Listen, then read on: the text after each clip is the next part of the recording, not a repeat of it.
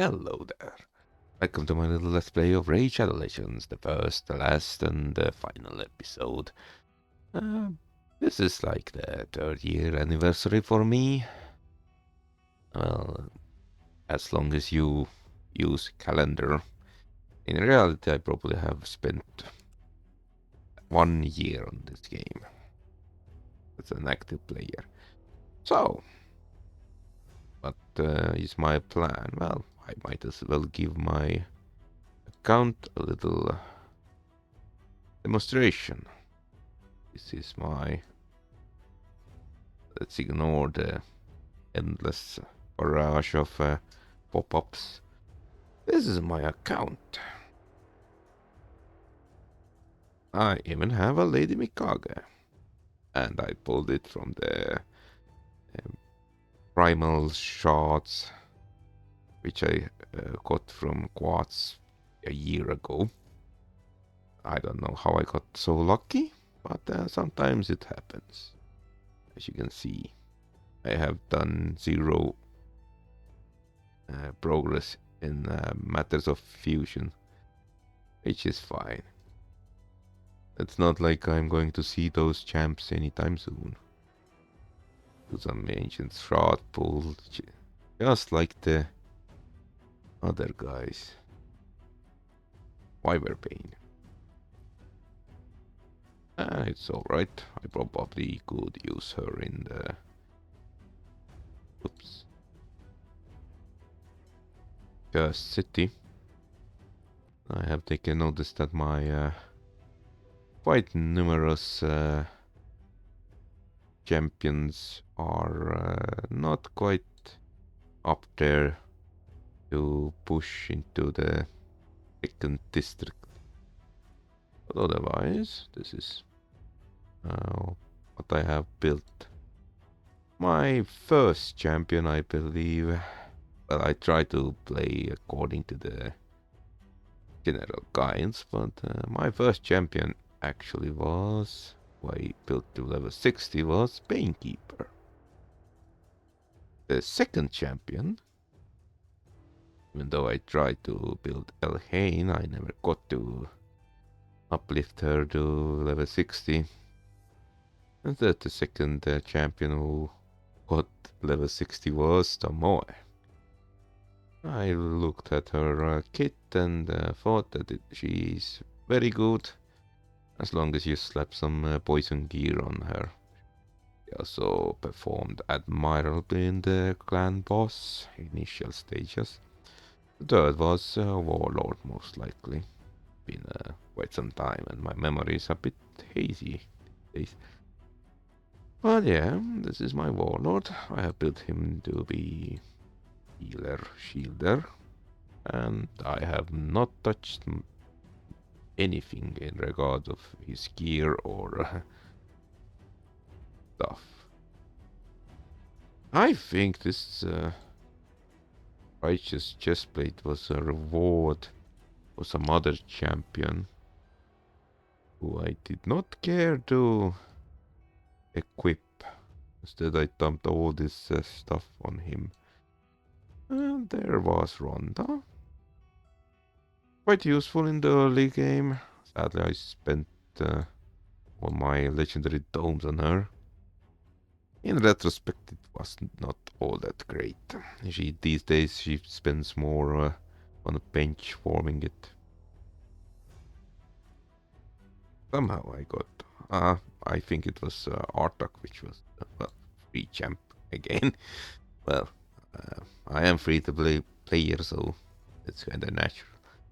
I built Erinius, and I had no plans to get the next higher tier of fusion. Instead, I thought that I will try to spam her enough to empower her and maybe fill out the epic faction guardians if I ever get to that point.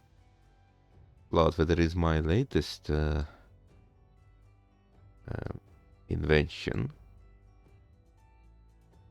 I actually find her quite decent damage wise, especially against Loot Goblin. Somehow it gets the impression that her hits pipe as the shields or something.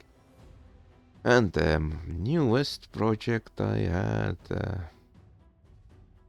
Filcha was the old school. He also was in the starter gang. I think within 1 year, in the first year, my play started to stagnate until somehow I got friends with the cackler, and somehow I pulled her entire full soul, which propelled my team somehow not only to Dragon 20 but Dragon Hard.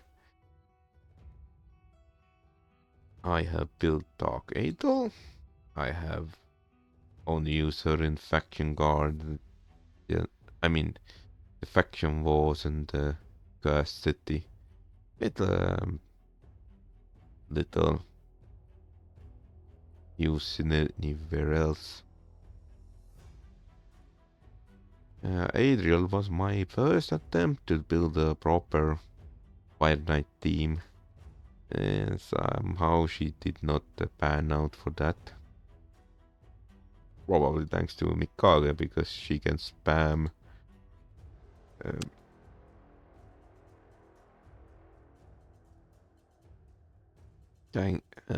allied attacks. And by then I already had built Life Taker as a debuffer. Because she is a Shadowkin, that means whenever a Mikage strikes with her A1, he jumps in and we generally drown the Fire Knight into healing debuffs and other. The only drawback I think is that I haven't managed to do anything in the hard. Well, I haven't tried since the gear change. Because Mikage was early, her early build was actually poison gear. Ares was also a quite early champion who is still rocking poison gear, and I still haven't found anyone outperforming her in staggering amount. She's a bit too squishy these days. But, well, Nightmare Boss is Nightmare Boss. Thousandman, she has served me quite well. Her gear is, well, so. And this is also my side project. I wanted to build Venom Mage and try out if she can do some damage to Dragon 13 and maybe even try hand on against Dragon 20 solo. That would be, I think, some sort of breakthrough in matters of leveling my boot champs. Diabolist was also I built early. He doesn't see much action these days though. Same as Marquez though. So I think Marquez is basically, I keep forgetting building, setting up my teams, like presets into the dungeons, so I have to go by the memory, and sometimes I just slap AoE champ here or there to fill out the role, and I think she basically sees most action in the Spider Hard. I think I had some other champion to do the same job, but I can't recall who. Spencer is also a newcomer, mostly for the faction wars.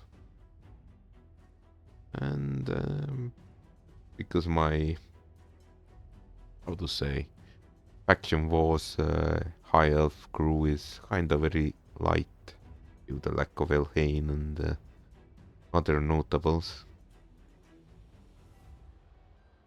Now I have pulled Jarek and built him to be a tank replacement to Warlord, but I probably haven't done it quite well as it should be, because right now Warlord outperforms Jarek quite well. And even if they team up, The damage, the survivability goes up, but the damage kinda evens out, so might as well make a shorter battle, do same amount damage, than waste a whole lot of time and get nothing, well, nothing particularly done. There are some other novel champions. She was supposed to be my poisoner, but because she's legendary, I don't have domes. So she warms my bench and warms my eyesight. In regard, Inaya is a useful champion, I think. But I mean, I have already such a motley crew together. Can't really. Well, probably she suffers from the same reasons. Not enough domes. I would say some of these champions have already maxed out. Mikage has. Actually, I have some domes for her, but I am saving it for the CVC if I qualify. Alright, this was absolutely not what I wanted to.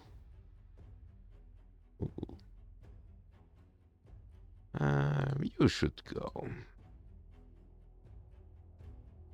Alright, what I wanted to. Because it's third year anniversary, I had an idea. I wanted to, well, truthfully, I wanted to do it on the New Year's Eve. I have my own clan. I used to be in Nichtwolfen or some other German clan, I presume. And, well, they kicked me out because I just stopped playing. So, I made my own clan. Admittedly, I gave it to my alt account. With my alt accounts and one, well, now there is like two active, somewhat active players. We have managed to actually qualify into CVC 3 times. First we won, staggering. With a staggering score, I think it was somewhere like 360,000 versus theirs 62,000.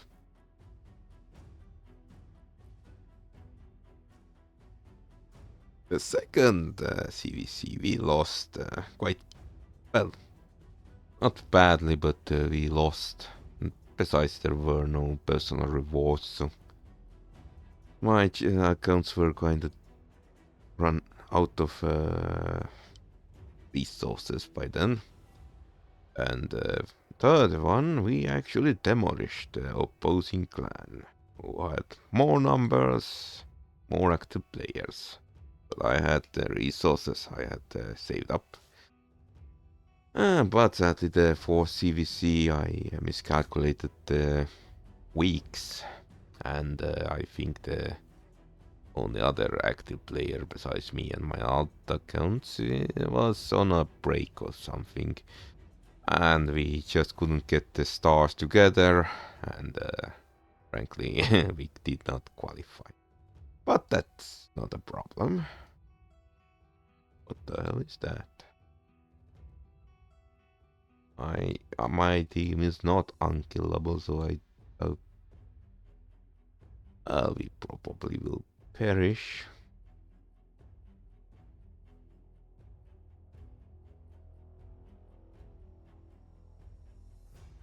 I did not notice that I hadn't really done any.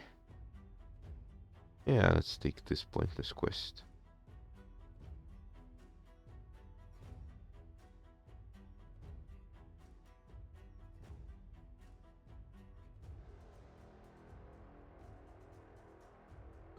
I should have probably taken to Chimera quest. My main account actually can handle somewhat first two difficulties. Okay, so I have tenderized. Well, basically, I down the brutal clan boss on my own, spending some gems for the diamonds. What is it called? Gems, the shop. I had spent some gems for the keys and down the brutal clan boss on my own. And then I pushed into Nightmare. I saved up a whole lot of gems and I decided, you know what? I am slowly getting a bit burned out from this game. Might as well end with a proper exclamation mark. Or point, yeah. So, we are going to down Nightmare Clan Boss on our own. Right now it's a void. This is my team. Do I have a better team? Debatable. I did notice on my brutal run that Clan Boss Affinity switched into something else, which was too strong for Frozen Banshee, which led to a clownish moment. I have plenty of backup poisoners, like Erinius and, well, Narma, I believe. But that is the problem, you see. Frozen Banshee brings poison sensitivity, which is correct. Narma does that too. Problem is, Narma doesn't have books. On the other hand, she's a legendary and it's durable.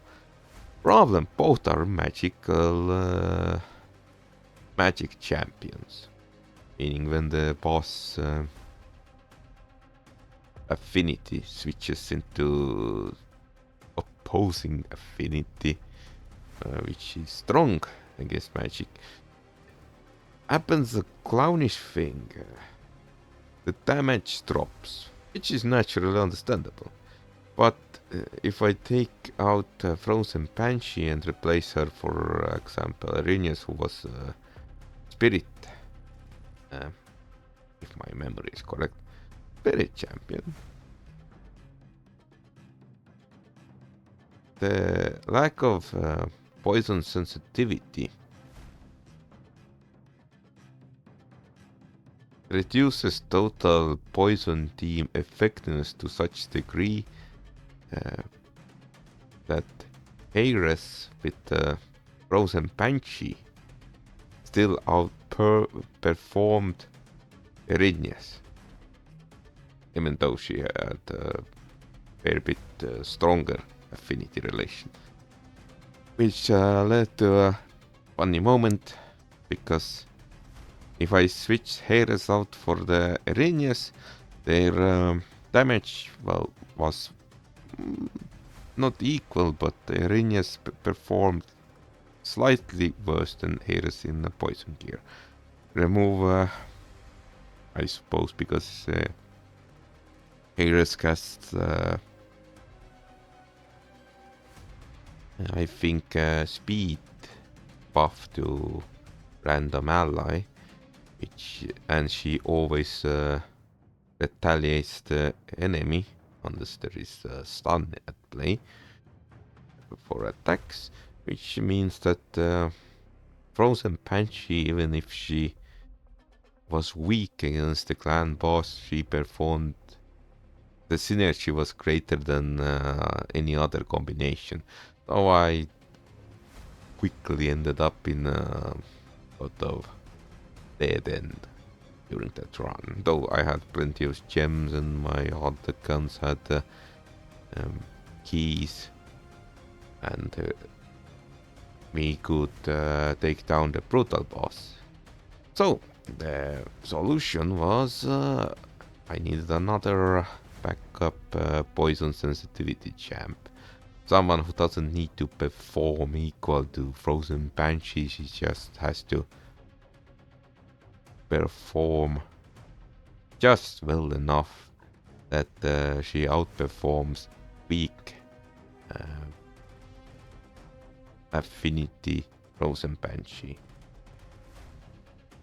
So there, well, I have to admit I don't remember her name quite well. Urtikata vist. I think Urtikata or Urtikan. Well, she's I discovered she was in my well, first things first. I think I didn't see a whole lot of force affinity champions with poison sensitivity. At least not a single attainable. Most of them are magic affinity. So all I was left with spirit. And there was only Urtikata in my stockpile of champions. So she got a lucky break, and I built her up for the just so she could be the tag partner for, or how to say, yeah, tag partner for the Frozen Banshee. Whenever the boss becomes too powerful, she gets into the ring and takes over the job, performing just admirably. I also made a few other changes in my team composition, as I noted previously. Lady Mikage, I had given her poison gear because I used her in well, everywhere. Alright, we have 17 million, 17.22 million damage. Is it a lot? I would not know. But it should be sufficient. First things first, I would need... I have stocked up some keys from the events and login rewards and other such stuff. Let's see, where art thou? Where art thou, my lovely Urtikan? It was 60, right? And she had and the insectoid face, if I recall correctly. Here you are, lovely grin. He's in maxed out gear.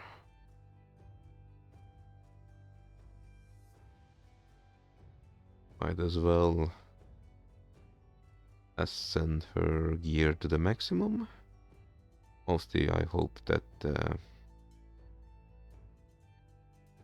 gets enough crit rate. Oh, she has so much crit rate. Alright. Well, her stats are pretty decent. He's not fully booked though. And I actually... Technically I could get her maxed. Well, let's see how the clan boss crumbles. I haven't really paid attention. Alright, we have 2 keys, so let's rock and roll. We have already done 54 million. According to my calculations, it takes me at least 35 keys to finish this boss. That means at least 3,500 gems are going to go bye-bye. So, as I noted, Lady Mikage had poison gear. Well, which had some logic to it because I used her in her AoE form in the arena, so it offered some degree of effectiveness against the enemy teams, even though we quite got outperformed by well, stronger teams. Still, my idea was I started to question the wisdom of this choice when hitting the testing against the nightmare boss, when I started to think that if I recall correctly, there are only 10 debuff slots for the clan boss, meaning you occasionally ran into issue where Aegis literally filled entire debuff window combined with Mikage's allied attack.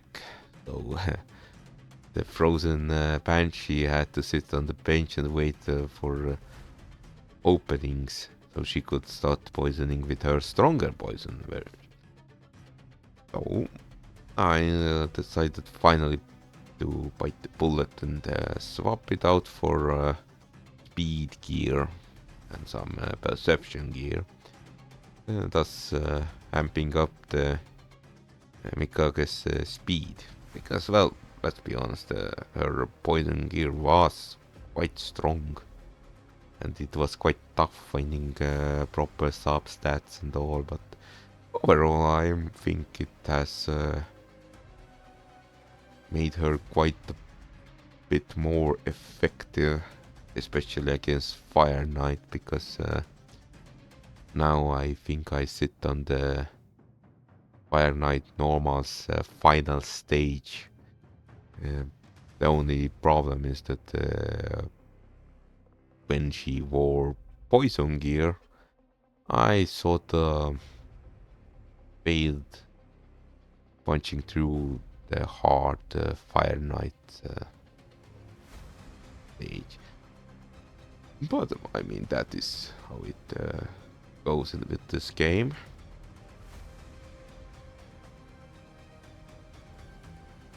As I noted, I have actually tested out build with Jarek and some other praised champions, but at large I get the sense they are outperformed by the Warlord, especially when I got the Warlord his first soul stars.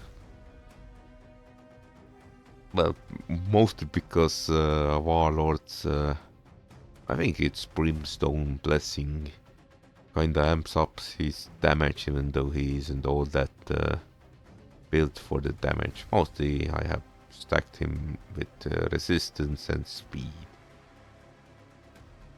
ignoring the sub-stats, because it is, I think this week, or yeah, this week was the first time I actually managed to take down the flying creature who drops the fragments for the gear the Warlord is wearing. So technically I could now farm those pieces enough so I could try to forge him actual speed gear. Oh, that reminds me, when I switched Mikage's gear for speed, usually she started as a second camp. Basically in the arena it went mostly Warlord takes the second or first turn, compared to who is the fastest in the opposite team, which is followed by opposite team's turn, and then comes Mikage's turn. Now Mikage always goes first. Useful? Probably. Because she can mass stun, or was it mass sleep? I think mass stun was the entire opposing team. Let's see, 19.26 million. Not bad. I think I could probably fine tune this team here or there, but truth to be told, I imagine the only proper progress forward would be getting champs who helps to make semi-unkillable and unkillable teams, which is, let's be honest, I have bigger chance to get Erinus on empowerment level 4 and fill out the entire epic demon spawn faction guardian with Erinus than to actually get their champions to make progress in the nightmare. Well, I mean, with all the clan bosses. That would require me to have a unkillable team, and I just don't have those champs. I actually have heard about a man-eater. It was such a cool idea, like you have a budget champ who helps you to elevate your play. And then I checked what was it, the encyclopedia, or I think it was Ayumi Love or Hell Hades or whatever. Because I use both depending on the day. And I glanced at it, and that's an epic. I can understand if you like say it's a rare who helps you. There is no budget in that. It's fucking epic. Have you tried to get a specific epic? Yes, I have Urtikata because I got lucky. I didn't even know what she does particularly. She just sat in the stockpile waiting her turn.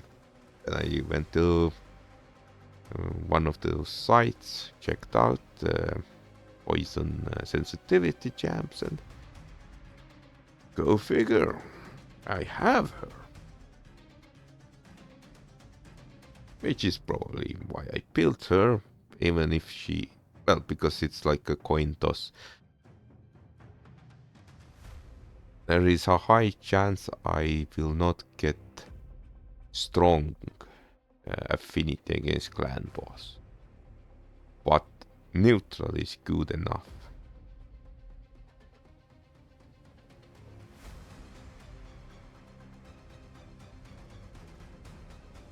I wonder...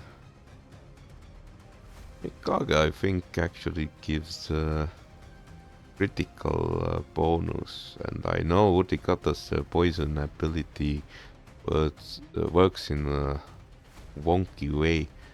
Basically needs to hex her opponent, and then whenever she or any of the team members does a crit damage, it slaps another poison on the opponent. So, well, at least her crit rate is ridiculous. I have overdone it, but it's not bad. At least every hit should technically poison, and I think I have stacked plenty of accuracy.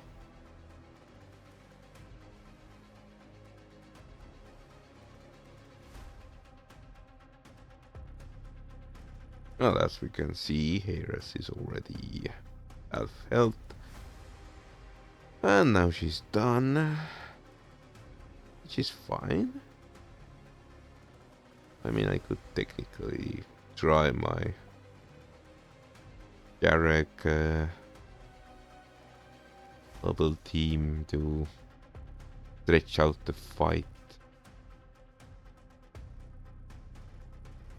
On the other hand, what's the point? I know I picked the quest, but that's not all that important. 500 experience points here or there. Our clan isn't going to level up anytime soon. So...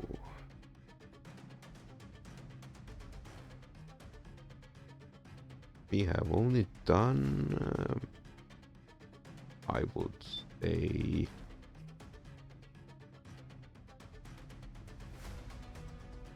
20% of damage total.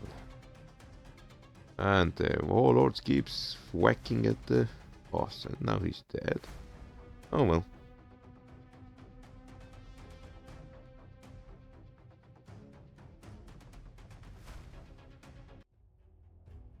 I imagine the Chicago might actually perform better. It's still a void, so let's keep burning our gems.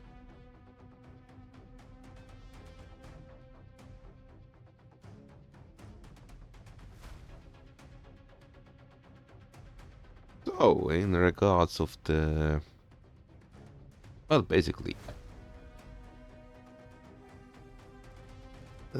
3 years ago I decided to bite the bullet and try out Raid Shadow Legends.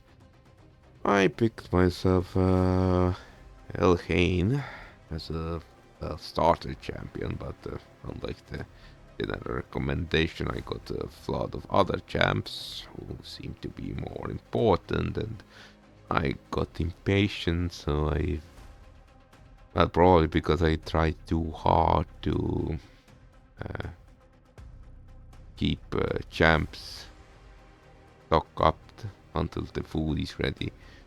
And that I lost my patience and just burned all the champs I didn't particularly see any utility, and got that probably was the like fifth champion, which is why I like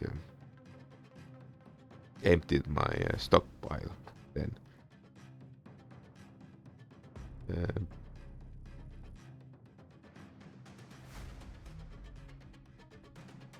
as I noted,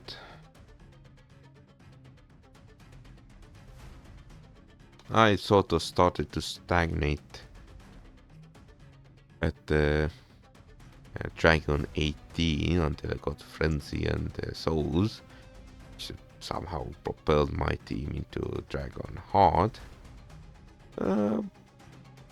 I kick-started an alt account trying to well, trying to figure out some other ways how to get the game on. Well, out of novelty probably. At the large I played the alt account according to, again, the meta and the suggestions, but at certain point I just grew so fed up that I took the Sun Wukong and fed him to Sister Militant. And I'm actually quite pleased. Yes, she hasn't quite performed in a legendary way, but I have stacked her with retaliation gear, and she has done surprisingly good work being a super budget HP burner. Well, on the spider, because, well, she does function somewhat. Whenever, for example, Artak puts a HP burn on the spiders, I think whenever spider minion takes a turn, its burn affects the main spider. Sister Militant is similar. Every time the spiderling makes a turn, there is pretty high chance she whacks the entire swarm with her two-hander sword and burns off the main spider's HP. Well, by literally smacking them around. I mean, her issue is that she is a common champion, so she can't have some of the proper banners and artifacts, or she can be awakened. I think she can't be ascended either, if I recall correctly. Or maybe she can. Don't know. But I think she's one of the more useful champions in the turn attack tournaments. Because she clears the waves basically with one hit. And she can actually take down bosses quite fast as long as her retaliation gets triggered. I think I actually have gotten her now retaliation's ring too. Probably should amp up her gear. Yeah, that's I think she performs the best at stage 7, at least in the ice core. Or maybe lower. Something where she has a stronger affinity. Artak, of course, is better, but Artak is legendary, and you need Artak to drop first. I think Artak at large can handle like stage 9, which doesn't really translate into better points per energy, but it gives better silver compared to Sister Militant. But my alt account, Miss Boing Boing, has no Artak to pull out from her pocket. That is the nature of this game. I have no idea how the hell my third alt account managed to get their grubby hands on Artak, but somehow I managed to pull him. So her, account's turn attack champions tournaments are taken care of. Actually, I think the or how to. Okay, let's recheck. I have main account, and I have 3 alt accounts. First alt account uses Sister Militant for turn attack tournaments. My second account got somehow their hands on Artak, so that takes care of the tournaments. So I think I actually also tried Zephyr Sniper, because that account has actually max level Zephyr Sniper. Biggest issue is that the gear is not there, but the composition is kind of wacky. You see, okay, my main account has, I would say, not quite meta, but you can see that there is a thought in the composition. It is inspired by general guides, even though as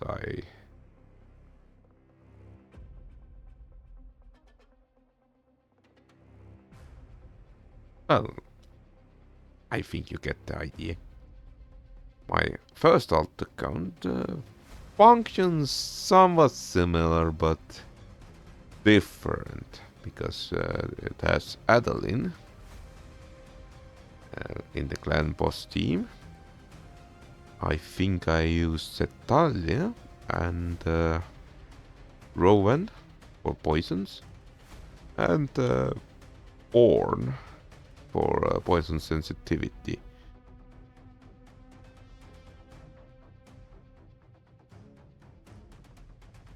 And Reliquary Tender, or potentially Skill of the Drakes. I don't know, I think on my first alt account I actually haven't properly, just like on my main, I haven't quite properly geared skill out, mostly due lack of books. I have started doing it on my main now. And I think I'm quite close to it, book-wise, but I don't have gear. I somehow or some reason have built her super tanky, but kinda slow. And I haven't gotten proper speed gear. Or am I particularly interested now to build her fully? Though she is extremely helpful in the Fire Knight. But that aside, I think... well, it's probably Reliquary Tender on my alt account, who is part of the team. Though I have switched out Zetalia for Doom Priest, because she seems to be like skill budget skill with no resurrection ability but attack boost. That seemed interesting, which brings us to my second alt account, which has even weirder setup because yes, I pulled the Frozen Banshee. But there was no like... I already did Frozen Banshee. Here, well... Yo. This is a Frozen Banshee. I have already done. I think I don't quite understand the concept. Hey, I'm going to play the meta play on my main account and I get bored and I start my free... Well, I suppose their main account is paid. So I suppose it plays on by different rules. But if I make one free-to-play account, well, mine are all. That means... oops. Let's keep whacking.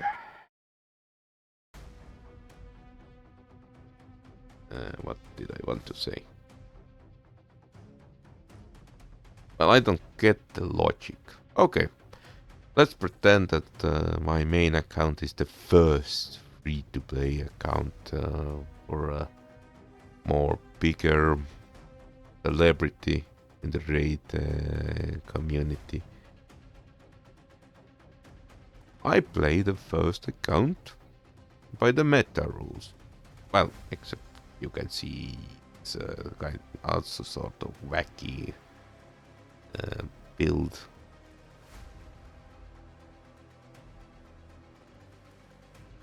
When I make an alt account and start from scratch, I try to play efficiently. Though my clan team is sustained from by the pure amount of healing and by the pure amount of distilled healing thrown at the problem. That's how my team survives long enough to deal heavy damage. Then I start another alt account, and you can see already it starts to collapse into weird ass solutions. For example, I pulled Frozen Banshee, but I have already done Frozen Banshee. How many times can I walk the same route, same strategy? Instead, I maxed out Chillwind Killer. I picked them. I picked for her blessing from the. I think it's the nature-oriented blessing, the last newest, and this is which gives her like a coin toss 50%. Her weaker. Well, I think the Chillwind Killer has a mechanic that she if there is a poison sensitivity on the boss, she applies strong debuffs. Without that, she applies weak debuffs. I instead had no poison sensitivity, so I switched her blessing to the one which gives like a coin dust to still apply a strong poison or strong debuff. And she sort of became like the main poisoner until I pulled Horn again.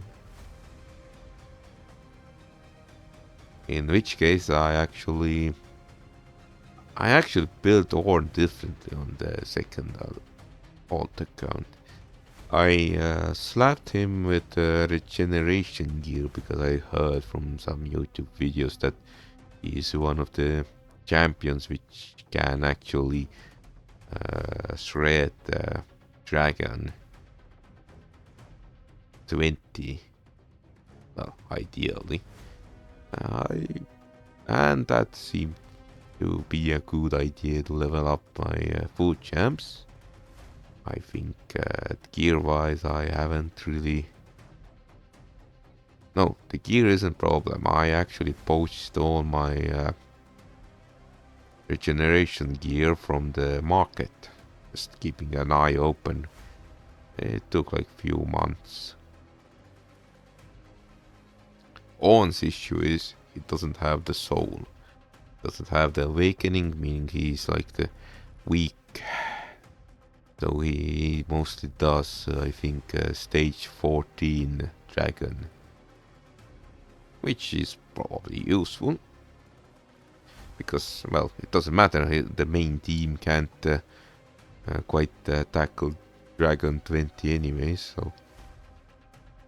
Might as well take few steps ago, few steps back. And let him do the magic. In stage 14, he still has a chance to get some 6-star gear.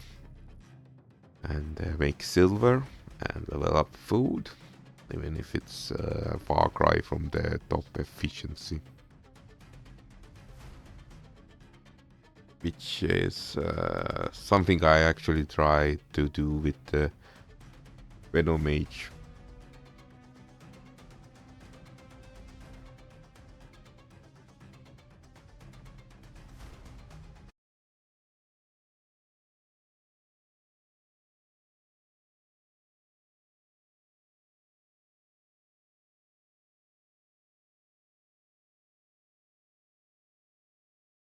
Apologies.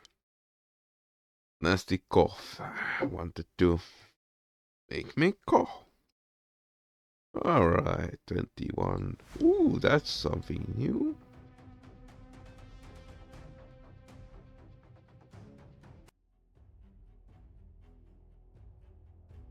%. Still, I am quite amazed. I have no idea how the hell did they manage to hit 21 million damage. It happens occasionally. Probably, I think it was the brimstone. One reason I haven't really employed skill in proper drew scope within my main account is that it doesn't have also soul. Market hasn't shown any. If it has, I probably didn't have the resources to acquire it. Well, what can you do? So, turning our attention back to my rambling. Well, that is my second alt clan boss team. Utter mishmash of... I actually think I used Alice with her defense bypass gear. Problem was with her that problem was with me that I got impatient, sold all my 5-star gear, stripped everything down from the champs, and so there is a certain level of gear deficit, and I gave her gear to Morak, and Morak with the idea that the strength and debuff helps to my clan team to survive longer, which is true to a degree. And I think that is interesting. Actually, I think the main bread and butter on my clan boss team on the second alt account is Witness. She is like an interesting champion in the sense that she's a warlord without healing. She does the shields but she doesn't like heal. And I have taken notice that among the lower tier healers, she sort of outperforms the healers like quite a bit if you build her shields up. Well, yes, she can't really save you when the boss hits harder than the shield total value, but like the early turns, it practically nullifies all the attacks. Even I think the nightmare boss struggles at least a few hits in before she starts to crumble. Her issue probably is that she's a bit slow. I actually would like to build her into speed reflex gear, which probably amps up her shield casting quite a bit. I think her was it 8-2, which does. There is an interesting hit. She hits with 8-2, I believe, and it puts defense buff, or it was damage reduction, something in the lines of that, on the lowest HP champ, which actually does quite decent job at keeping your team alive, just because, especially if you have like a healer or some sort of health recovery way to store. She can drag out the fights, and her damage not too bad because her A1 is strikes and can strike again, and like in the arena there was like funnier moment that because I have given her let me gather some thoughts. Reflex gear reduces the cooldown of her abilities, right? There is gear which you get often from the tournaments, which has like a certain degree percentage chance to add new turn. Well, there was a funny moment in the arena where the opponent has fairly enough HP to handle. Yeah, I actually have given her even the artifact which casts wheel on her, so she can last a little bit longer. She also has a blessing which like no, not a blessing. Maybe it was blessing. I don't remember. The one which basically heals you whenever your shields are broken or dispelled or just stop working. It's not particularly useful in her case, but the wheel certainly, or whale, however you pronounce it, certainly prolongs her ability to endure. So basically, she was in her whale state, which reduces damage. Does it increase the her damage? I don't know. I haven't read it. Ooh, 22 million. What is going on?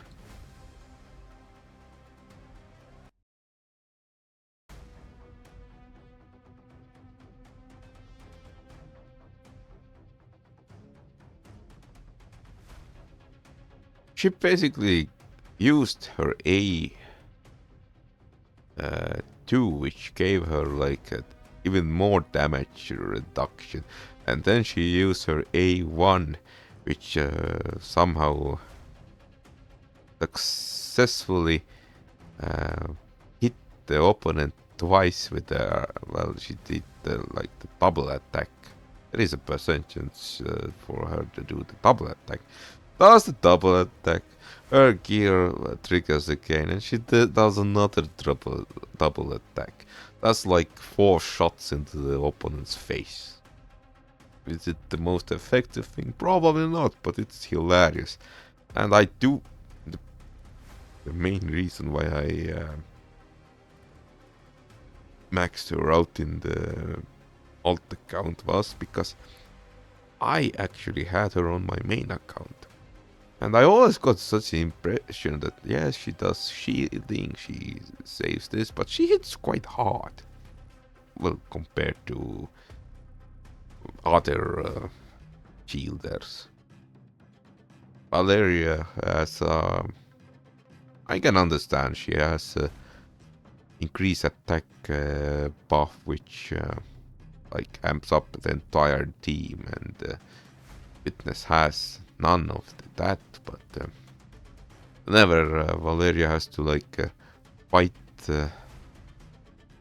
on her own, she just like does such a unimpressive amount of damage, while Witness is type who can't quite heal, but she can last, and there is always a chance for her to outlast enemies by just a combination of all the stuff I have built into her. I find her a quite fun champion to try out. I actually am in the middle of leveling up on. Well, I used her as food, her recommendation on my main, but I have finally managed to pull her again, and I have been building her up. Well, I have so many shielders already. I don't know if Hope does, but Canoness, I imagine, does some healing. Or not the healing, I mean shielding. But I did have enough idea that I shall build Witness, max her out, give her all the stuff I already tested on the alt account, and make her like Warlord's team partner. That whenever Warlord is on the cooldown, she just keeps slapping on more shields and nullify all the enemy attacks. Well, that's a fun idea. So, and I got myself third alt account because I wanted to, well, test something, some other things out, and besides, it's useful to have a few on my CVC, I mean clan. At first, I actually made my clan as a just so I could store up my alts and well, retire from the game. When I came back into the game, I discovered someone had already joined on their own with the clan and got the leadership, but he sort of lost the interest to play when he saw I was back. I got my leadership position back in 17 days, I believe. Since then, I have been, slowly trying to amass the activity points so I could do CVC. But that aside, I made a new alt account this year and decided to, well, as you can see already, my playstyle had mutated to a point where I fed on my second alt account all the legendaries into some other champions, both epic and rare.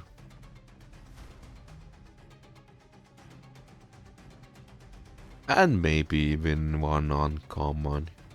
I could swear I fed one epic. It was an ugly epic. Maybe very good, but ugly. I fed it to Zephyr Sniper, I believe. She hasn't seen all, well, he did spend a great deal of the time as a main healer. Or maybe support healer for the clan team, because on that account I didn't have any revivers. Not a single one dropped. So I instead used Zephyr Sniper, I believe, and maybe Mother Superior as no, it was Zephyr Sniper, Witness, and Alice. When I got Morak, I built her to do some sustain. And then I built Chillwind Killer. That was my original team set. Things changed though. I got Cornelia, who has actually, I think she actually boosts speed. She has speed aura, which probably also means why I never bothered to get high Katoon to any level.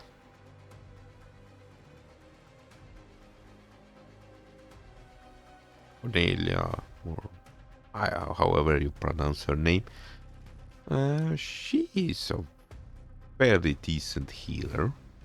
She boosts speed, so she became the lead lady in the team.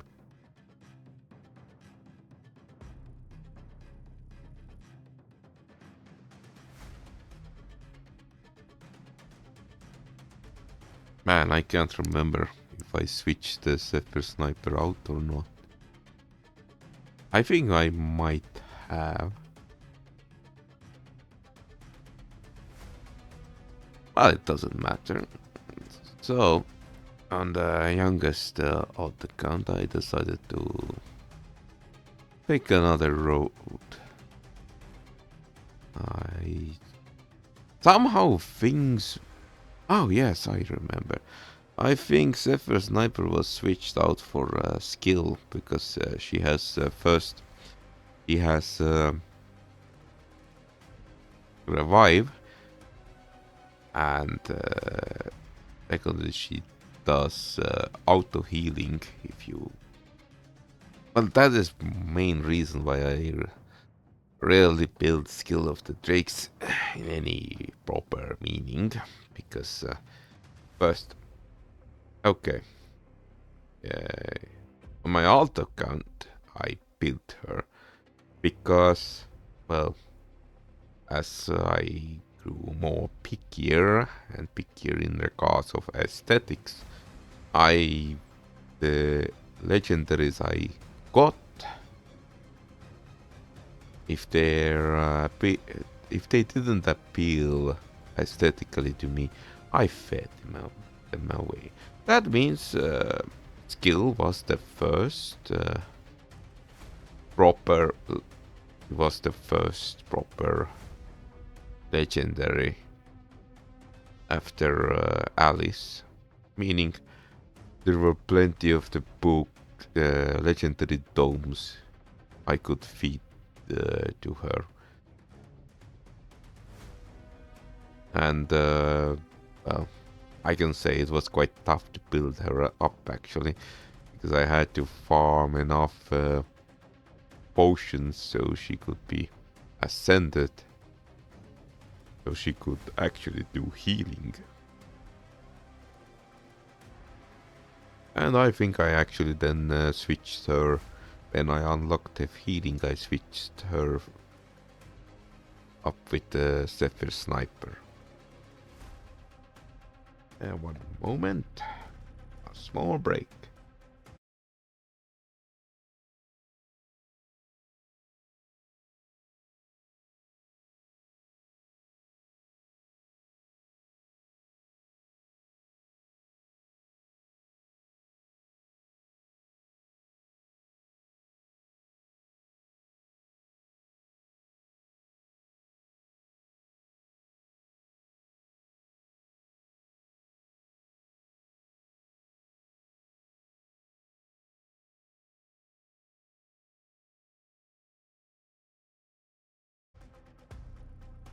I think it muted the video. Oh well. Nothing ventured, nothing gained. Things happen. Where was I? Alright, yeah. And that is how the skill on that account was built most efficiently compared to any other attempt. Because she was the first and the only reviver I had on that account. Which interestingly means that now comes the weakest, youngest account. That was like totally different. Okay, I built Elhain. I'm even more pickier because, well, the legendaries the game hands out are really weird. Okay, I get it. Alien. It's science fiction. It's kind of weird. I read the lore and I suddenly am confused how they actually can survive. It's well, I wasn't too thrilled over the event. I got it. I fed them, but I actually got oddly lucky in regards of revivers. First, I pulled Caden.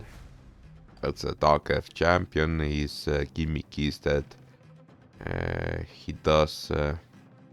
He can revive two champions at the same time with a single shot.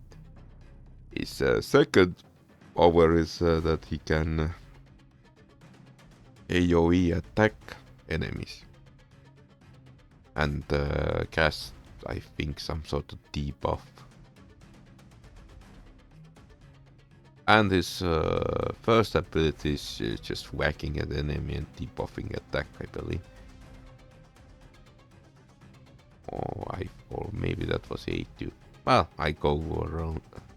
I am going about in my memory by well, in the middle of night, so oh wow, it's entire hour has passed by and we have slowly whittled the boss to 60%. It's not impossible, but it certainly will take time.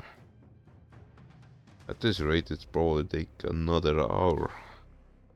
And a little extra. Oh, where were my thoughts? Yeah, I pulled Gaiden and I built him instantly because even though him isn't DPS and I don't have proper gear on him, he's a A2 attack AoE basically makes him fairly, and revive makes him actually fairly decent campaign farmer because unlike other campaign farmers, he can basically wipe out the entire mobs with the A2. But his main method of survival is resurrecting the food and using them as meat shields. And I have gotten quite value out of him.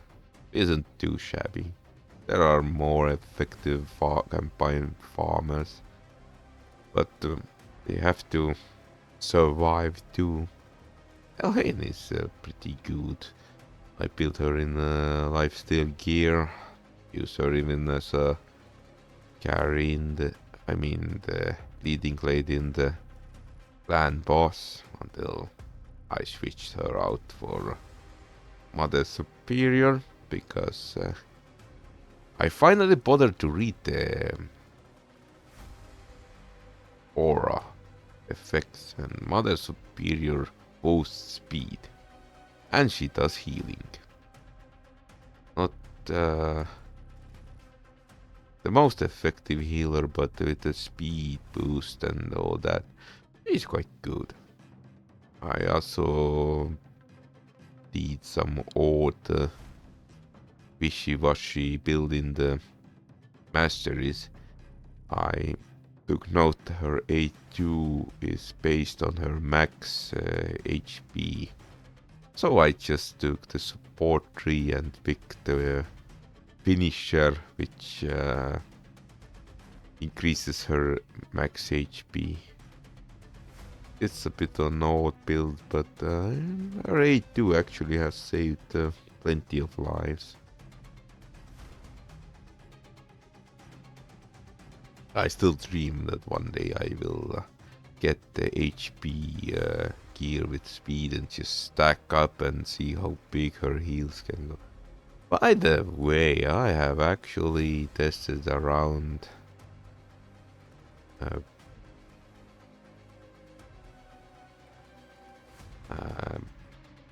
you know, the general discussion. There is a support tree and there are build which boosts healing. And there has been always some sort of argument in the regard that there are direct healings, and then there is continuous heal, which functions as a buff. I actually checked it out on my reliquary tender, tested it out, both her and the Tolok, and the the masteries which increases like healing and shield by your heals effectiveness. Those affect your continuous healing. Maybe people expect more from that, but I did take notice that at least I could get 2000 maybe 2000 healing HP heal with the masteries, excluding the mastery where stun or other crowd controls are at play, which is fine because setting up that test is kinda hard, but I actually picked that. Yeah, there was that is the only mastery which has some degree of issues because It boosts healing. When your champion is under some sort of effect, like stun and sleep and whatever. The issue is Reliquary Tender cleanses the target. Well, the cleanses all, purifies all entire team. Meaning that mastery, you have any benefit, enemy has to put your champions under some sort of debilitating effect again in quick succession. But I decided to pick that mastery with the logic that it's a continuous heal. Okay. Enemy casts you bunch of random bullshit, which like knocks your entire team out. The Reliquary Tender casts her continuous heal. It cleanses entire team. But the continuous healing for I think 2 more turns. But if you pick mastery, which gives a degree percentage of to extend positive buffs on your allies and yourself. This coupled with, for example, reflex gear and the fact that Reliquary Tender likes to spam her abilities, you could technically gain value because there is always some continuous healing buff going on. One moment to refresh my...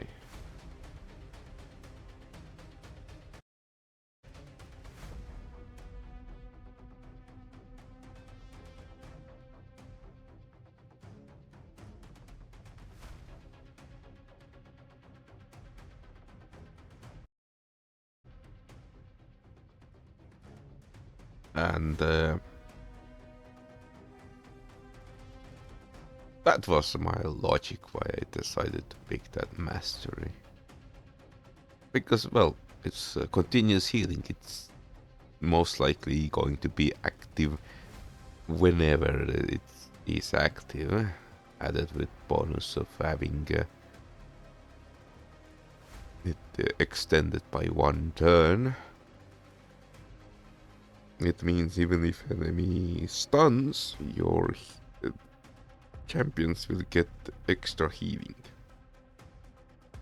Well, that's my monkey logic. It might not be all effective, but it's a novel way to play a Reliquary Tender. I think Meat-Covered Dolok gains a whole lot more from that ability. Because he has no cleanse. He spams continuous heals. That means the maybe is guaranteed. Always.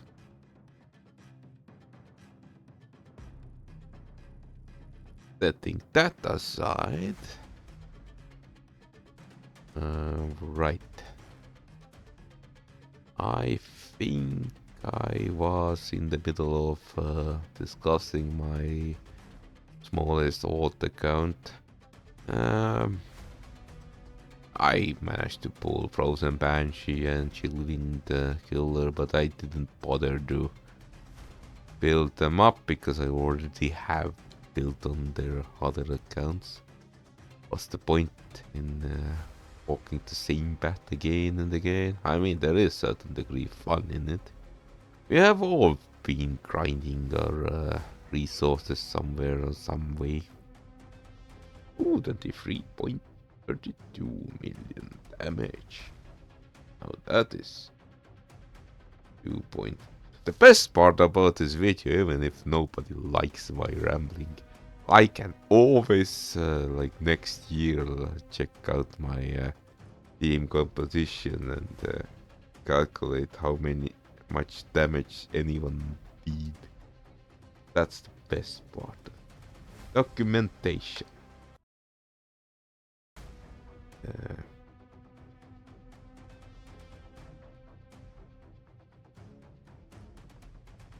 I think we are nearing to the 50%.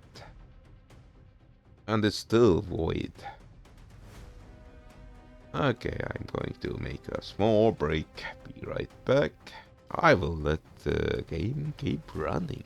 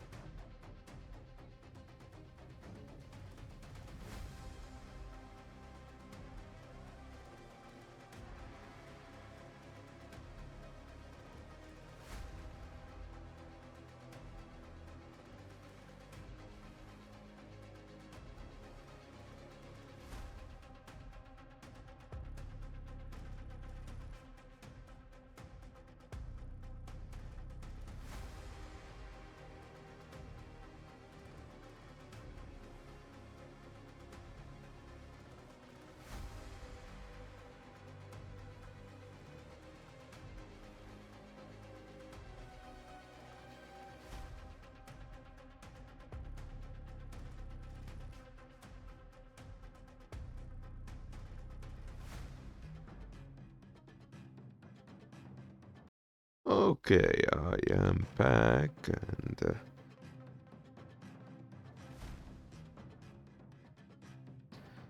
I probably should write down the damage numbers. Sometimes documenting, cataloging your results is important. That I'm apparently quite bad at naming things. So there are a bunch of numbers. 20.55 million damage. Alright, that's you know what's good.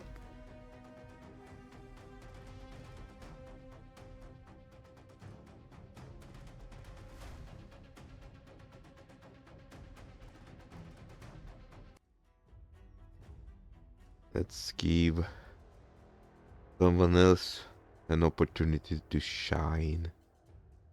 Where art thou, my lovely, lovely... Would Cold Heart be able to dish out damage? Now she's blue, she's gonna get whacked across her head so hard she's going to see stars. That's a bit of a problem. Right. Let's give it a go. Just out of morbid curiosity. I think it's righteous for her to let her have her share. She did take... At certain point of time she was actually main poison damage dealer.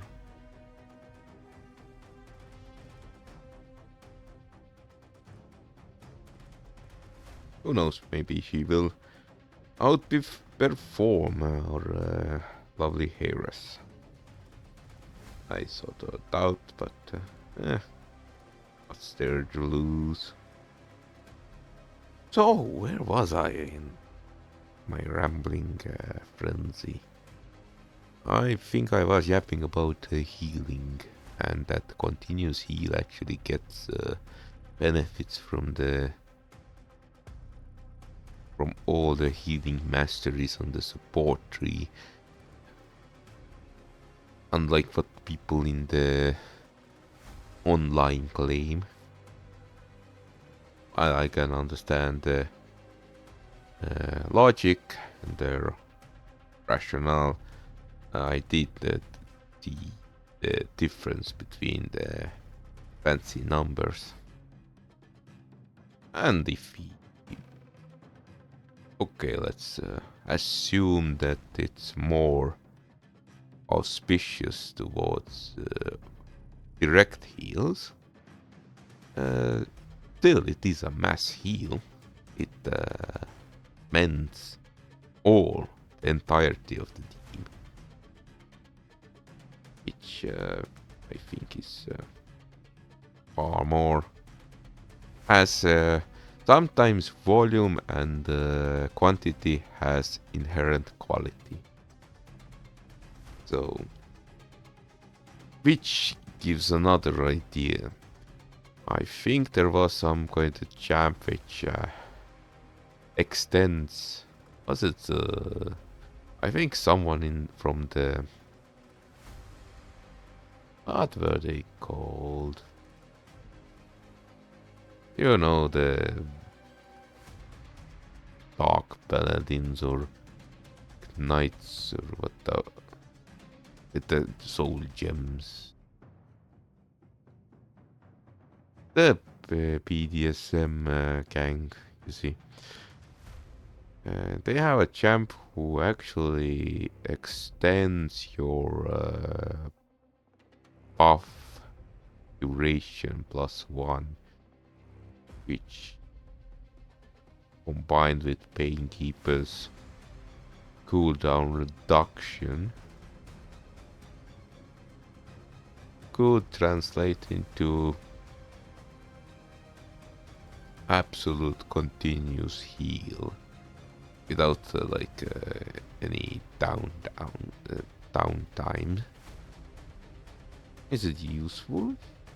Potentially. I mean, I think this game's part of the fun is that well, when you start out, oh, you're gonna want to min-max and get all the value, but and you need all the legendaries and the best this and best that, but there comes time when, like, what's the fucking point? There is no, like, oh, I'm at the top and then all will bend their knee to me. There is no such point. You are fighting for some meaningless digits, like few zeros behind a bunch of numbers. Those, I think, it's a natural result that you at some point start to like build some random vanity project. Yes, this is what I call random vanity project. Oh hey, it's 19,600.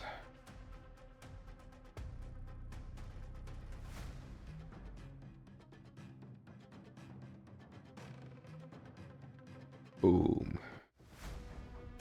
Rinus, what did you do?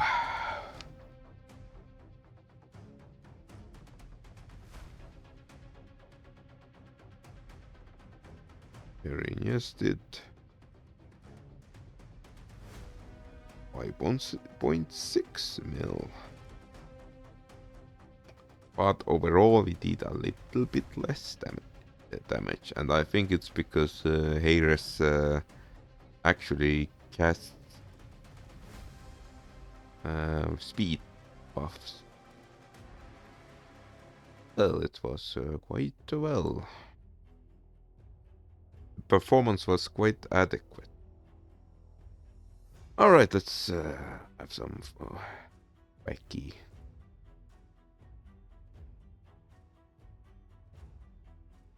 Everyone are praising the Cold Heart, so let's see. I suspect there is a degree of build-up. I think what would amp up my game in this situation would be actually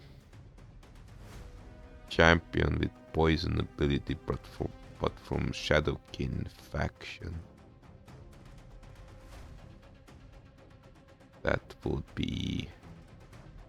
I do have already attack debuff. Well, I have to admit my Cold Heart is built subpar, partly because her gear is some weird steal gear.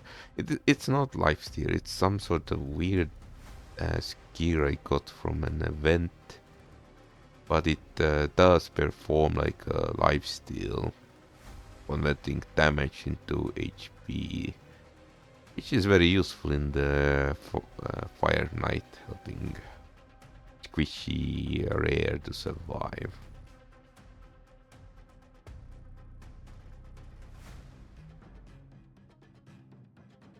But I do know that her damage is based on max HP, so she should technically be able to hit quite hard. It would be hilarious. I have like bunch of champions built for a clan boss, and you can just switch them around, shuffle around, and nothing changes. It's the same numbers. I guess you could say that you can skin a rabbit many ways. There are many ways to skin a rabbit. And cut the tree. Oh, we shall see. Well, I mean, she hits 100,000. That is quite impressive number. If she isn't taken out instantly, maybe she actually does enough damage to rival the other damage dealers. Admittedly, I think her issue probably is that she can't buff the other champs. It's pure raw damage.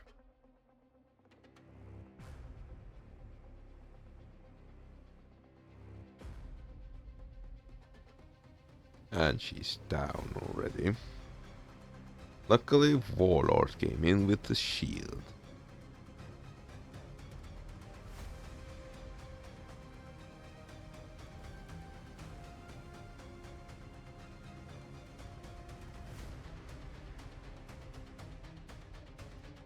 I probably should have noted down whenever how many turns actually they survived.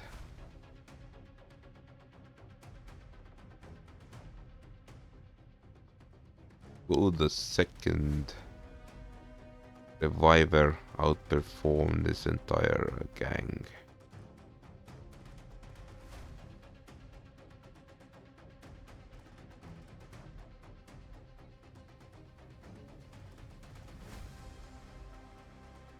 I imagine they might actually.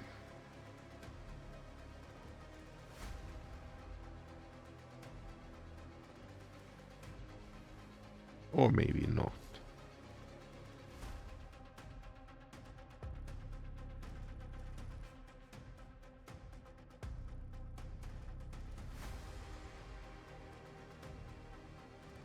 Yeah, I think our team is toast.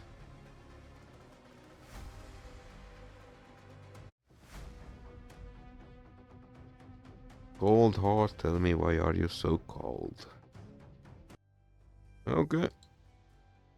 Do I have any other interesting? Oh wait. It's changed its affinity. That would explain. Okay. I guess we are going to do our magic.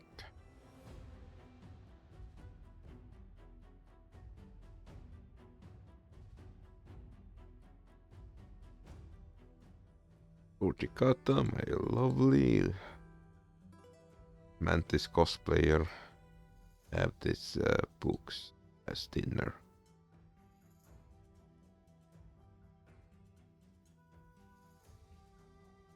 Her issue is that she has quite low awakening. Other gear is, I imagine, quite decent. I think the accuracy should be enough. Resistance is crit damage be bigger. Retreat could be smaller.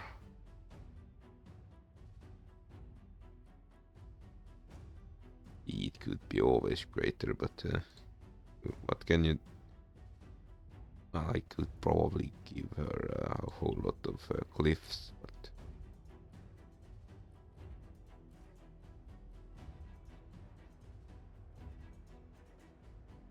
Alright.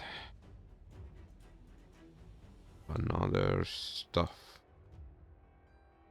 Thank you, but that's... Alright, focus, focus.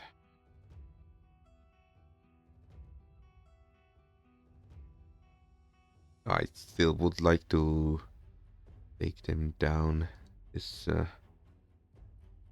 Alright, time to paint you.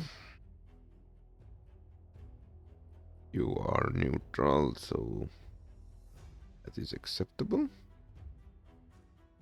You are Urticata is strong against. Ah, they are both force. And he's the only spirit.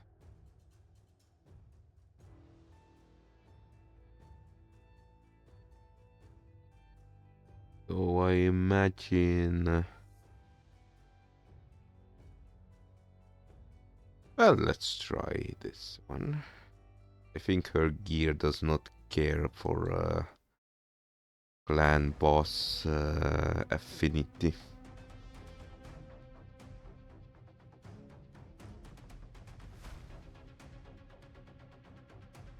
I wonder if clan boss actually is a whole lot more.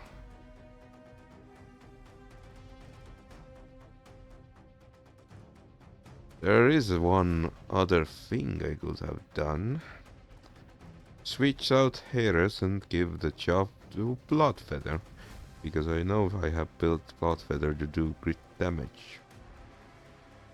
And she has some other abilities, debuffs she could land on the clan boss.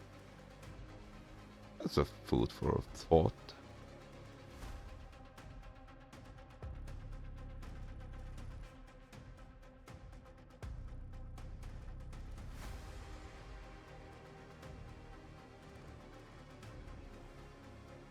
On the other hand, Heres does give speed, I believe.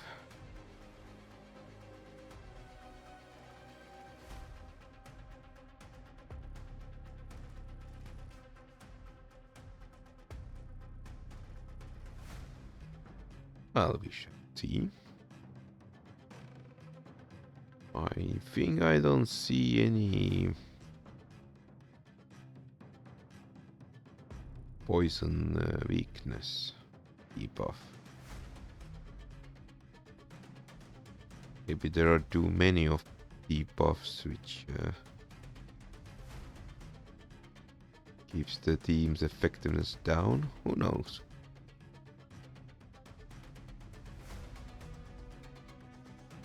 The increased speed.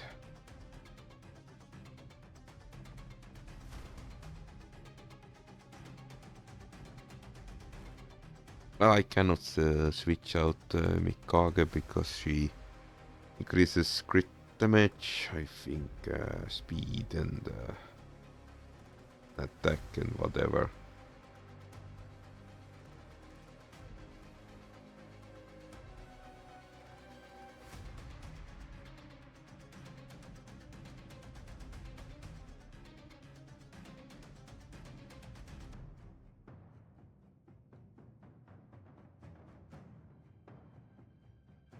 Maybe there is too much speed. Well, Reliquary Dender I am not going to switch out. He keeps the damage down while Lord heals and does damage. So it's either Heres or Heres. I would switch out just so I could test things.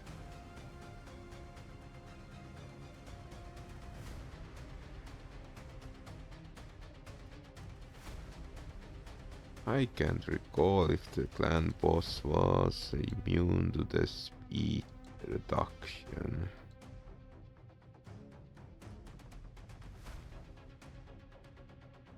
Okay.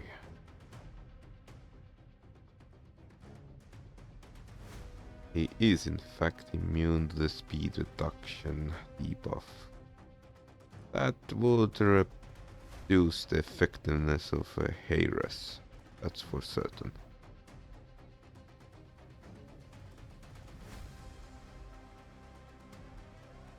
I think we are already outperforming our previous attempt.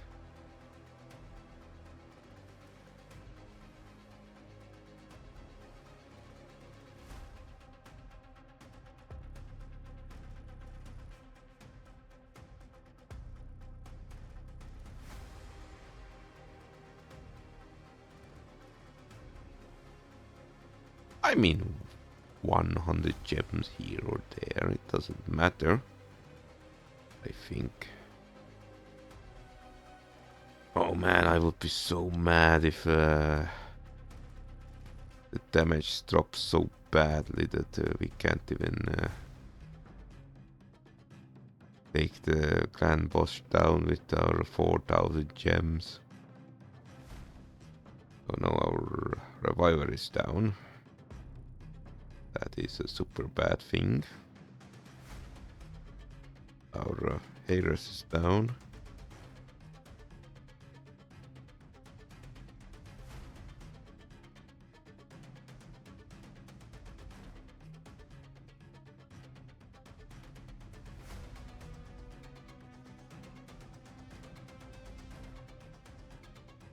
Well, I would say we perform just...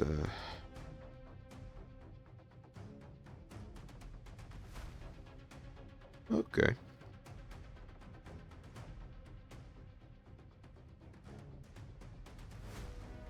16.5. Let's edit the theme. Oh, I want to do this.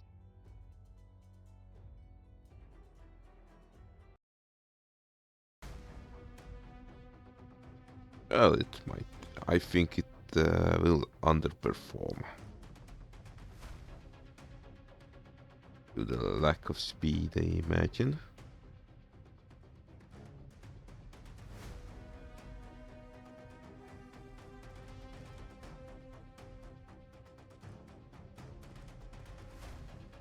Poison weakness.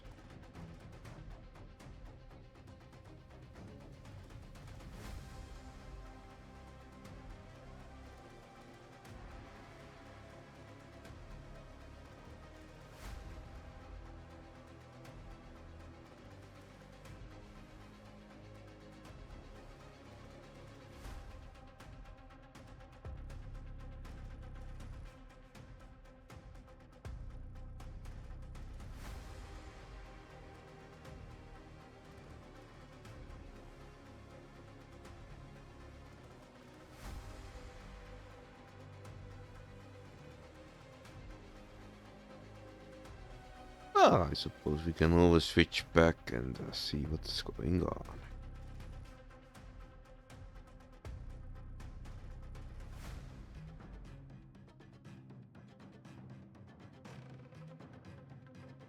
Wow, almost 2 hours.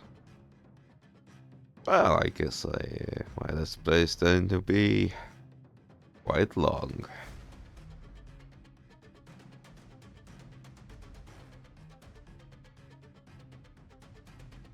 55,500. That's a lot of poison damage.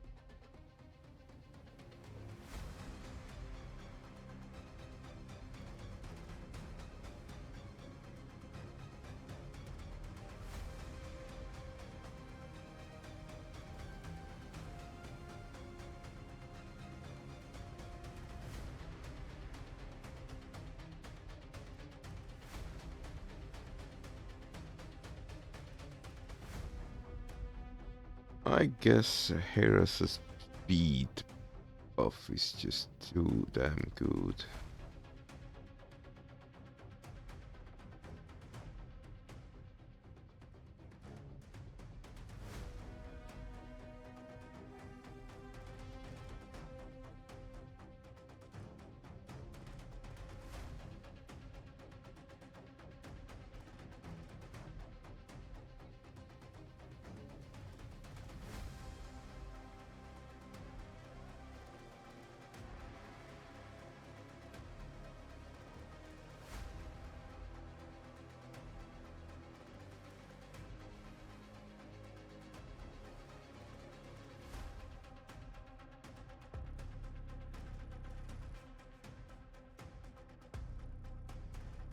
Okay.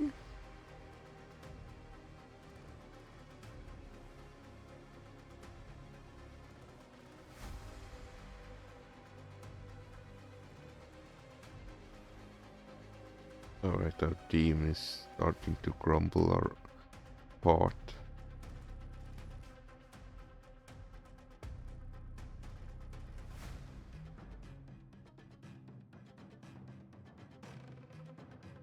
$17 million. Okay, it seems our Bloodfeather did quite admirable job.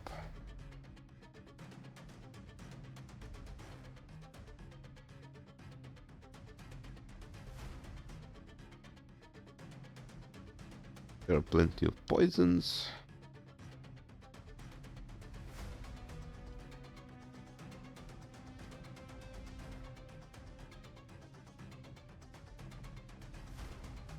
$19 million. Okay, it seems I have to actually make a preset.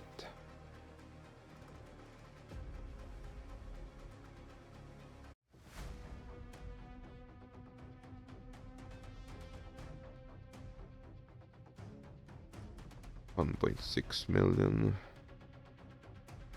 Well, I think because she... Oh man, that is so... Maybe I can just have a button here so I could save the theme.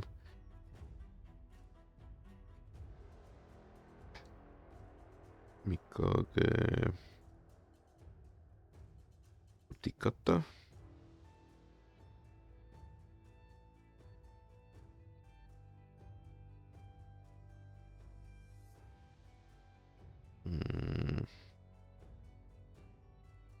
Bloodfeather. And Reliquary Tender.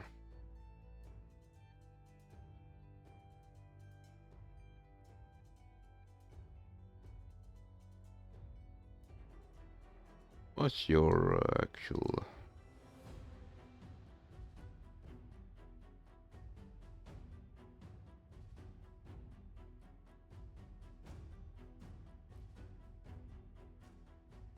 Let's try this. It can go so wrong and so right.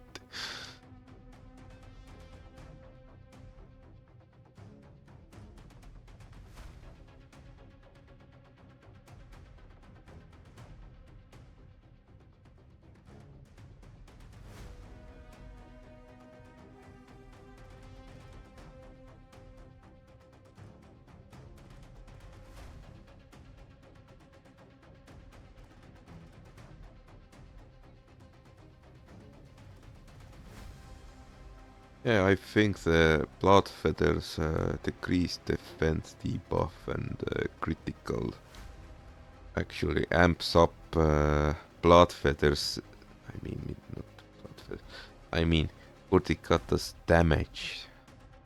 So some of the numbers in Urtikata's damage actually belongs to Bloodfeather. Because it's passive based. Now the question is her speed lead more valuable than Warlord's resistance?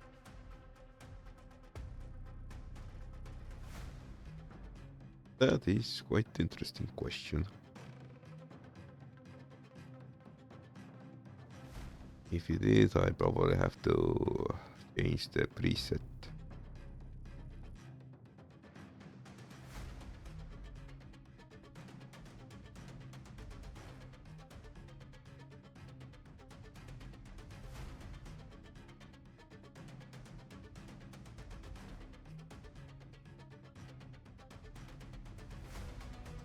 Surprisingly little debuffs.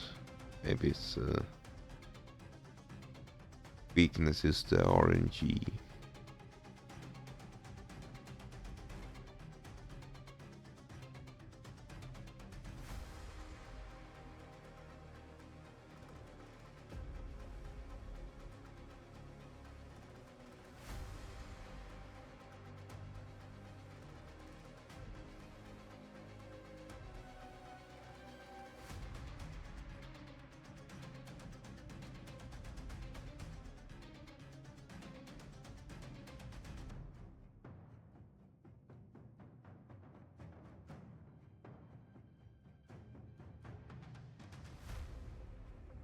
Alright, this is something I actually like to see. A whole lot of higher rank poisons.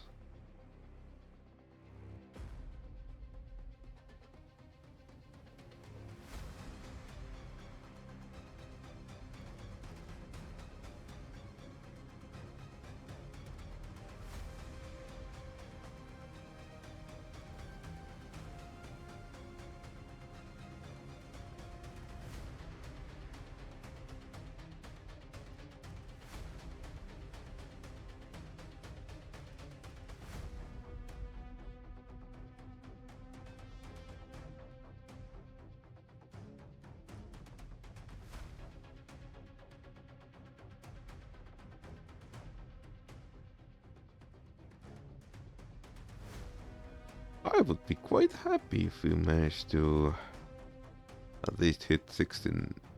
Oh no.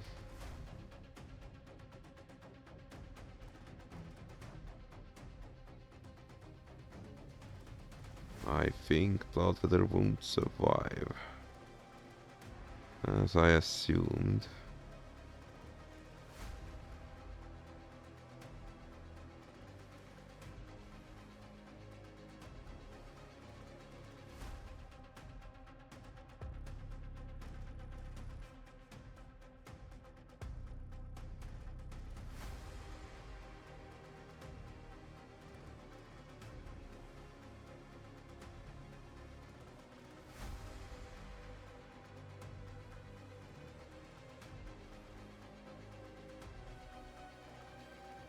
This isn't a very good sign. Okay, I actually like it. 15 million.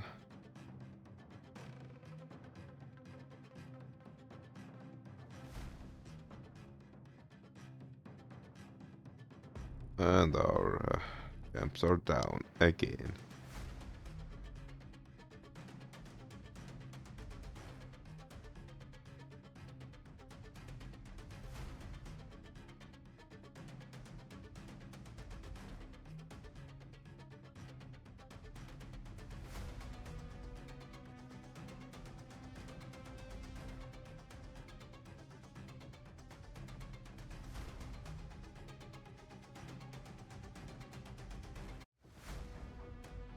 Alright, I suppose that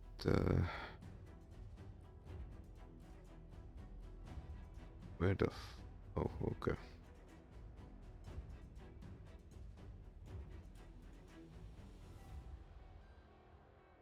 Congratulations, you are now leading lady. How do I...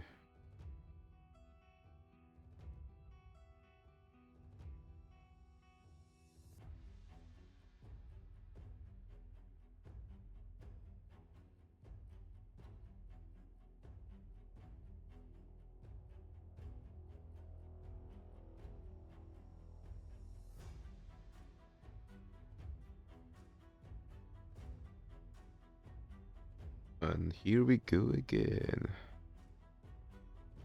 Well, we have at least 28 keys to go. Or 27.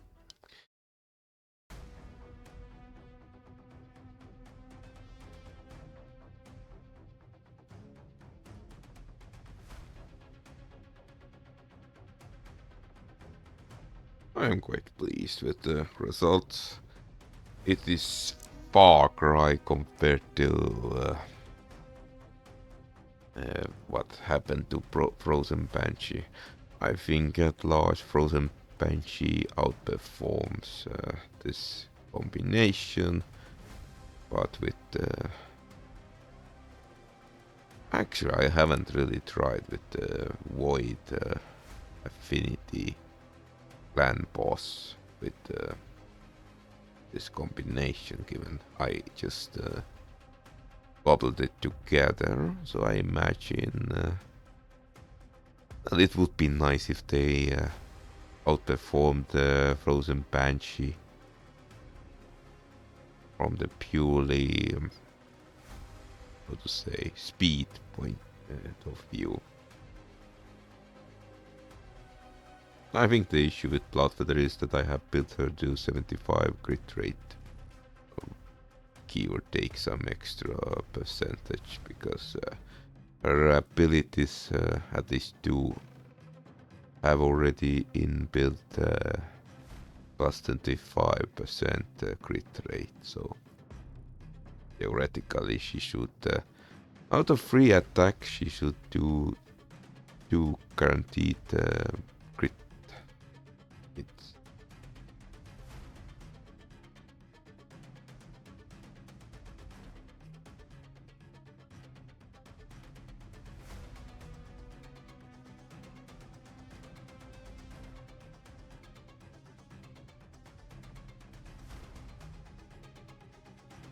I should probably keep an eye open for the champions which can be fused into Bloodfeather.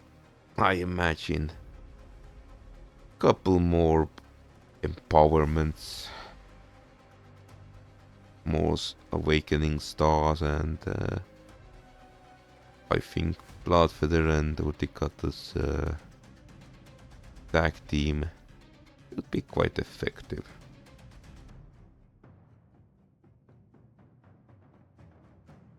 I think Mikage's crit rate is quite a bit lower because I sort of prioritized the speed. And let's be honest, there is always it's perfect gear is very super rare.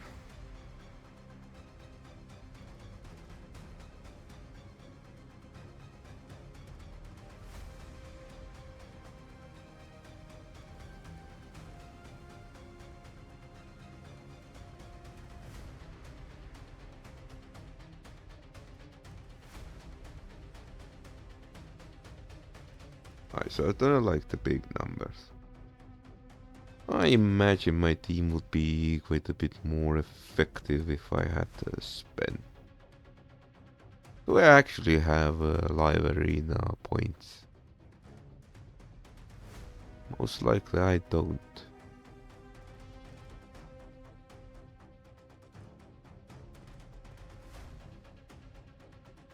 I certainly know that I have fairly little points put into the whatever it's called.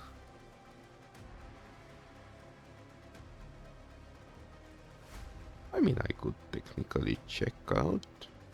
Maybe. Well, 2% attack bonus is still better than nothing.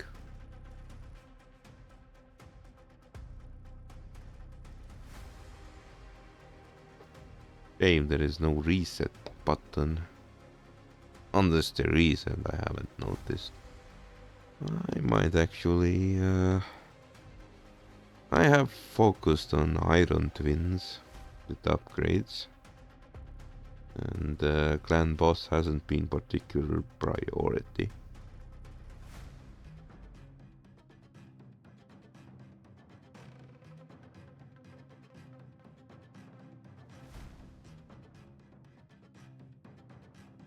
Oh no, our lovely Urtikata is down.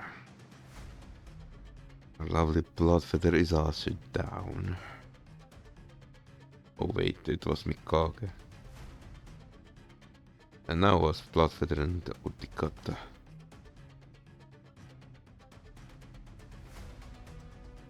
Still, 19 million is very lovely sight to see. 20 is even better. I like it. Alright, let's see what value we can squeeze out of.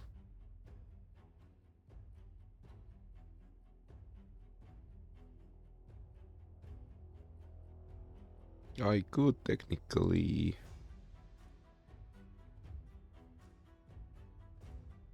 get some... Well, these do not look all that impressive. Urtikata's attack bonuses. Something.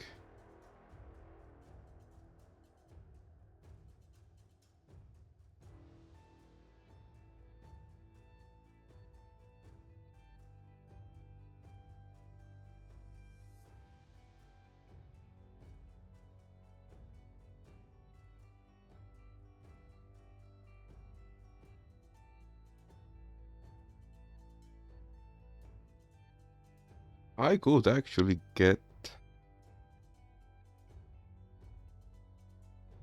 more damage.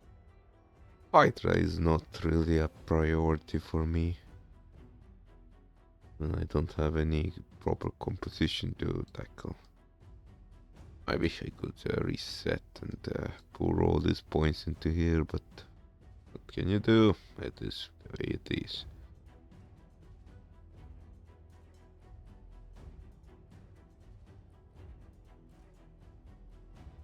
Speed versus attack power. Go for speed. Four points is quite a whole lot of nothing, but see, not a single useful soul. Well, Astral it is, but she's not by any means part of the clan team. Okay, that's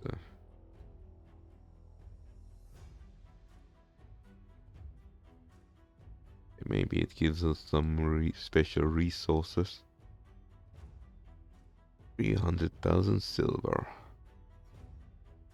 Okay, let me see. Blood feather, where art thou?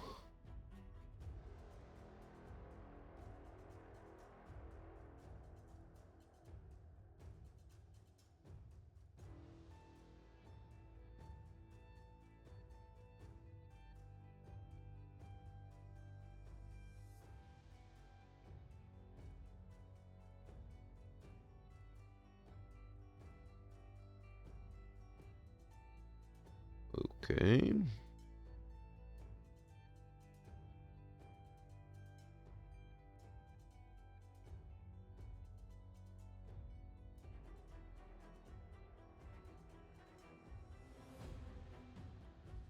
My issue with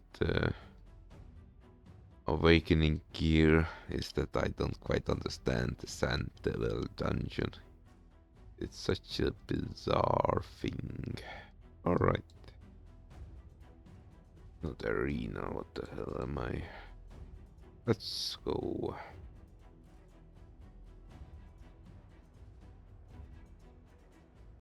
We have total 2 points more speed. I mean, I could probably get a whole lot more if I actually installed glyphs, but I doubt it's going to save anything. Unless you go all in. I can't because I probably don't have all that much of them.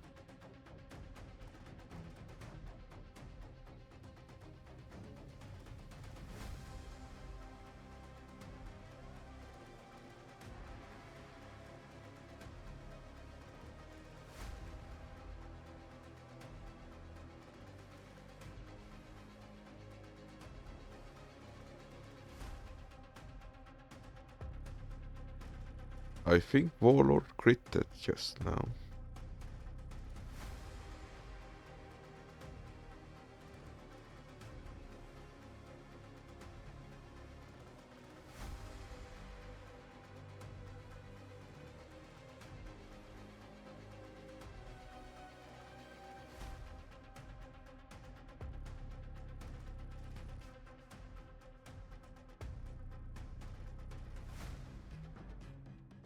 Oh right, I think they are full poison debuffs and everything else.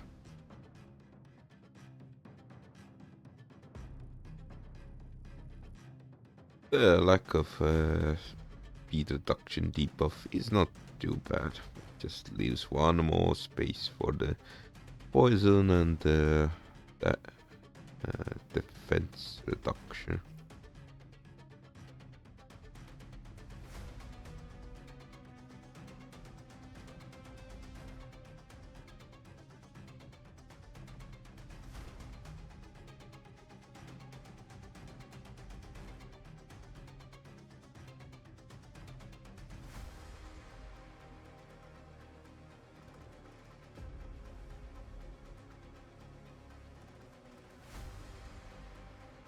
I imagine I could get a whole lot more value from Utricut and Bloodfeather if I have champions to fill out the faction guardian slots. 10% bonus to HP would probably save one or two rounds in the battle.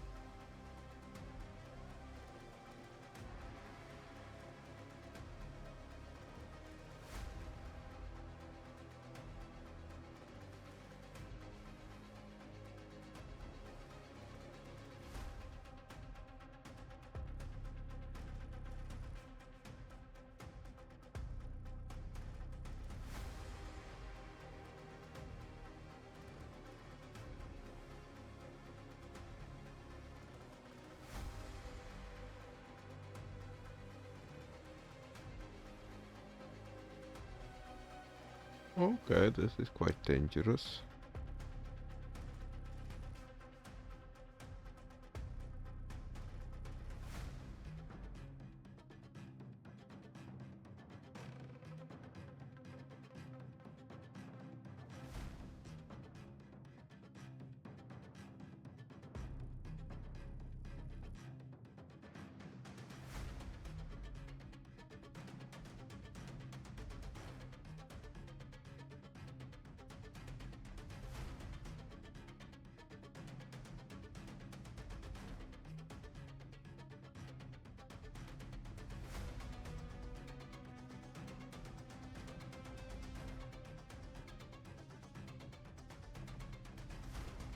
But I think we can be quite, what is the word? Confident that our crew can actually finish this boss with the remaining gems we have.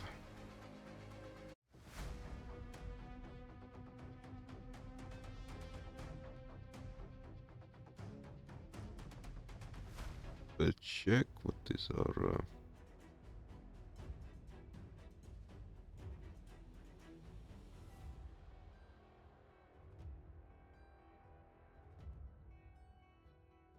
yeah. I haven't even maxed her gear.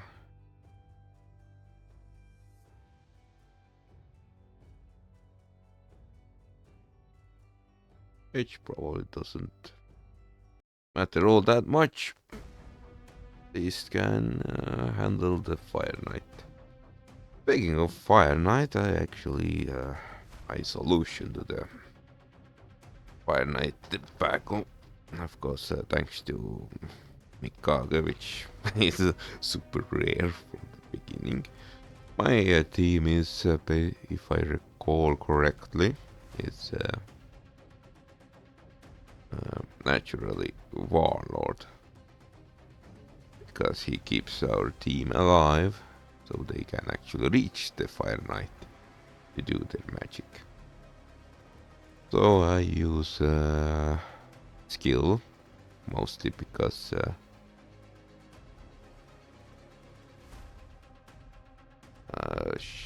she is legendary.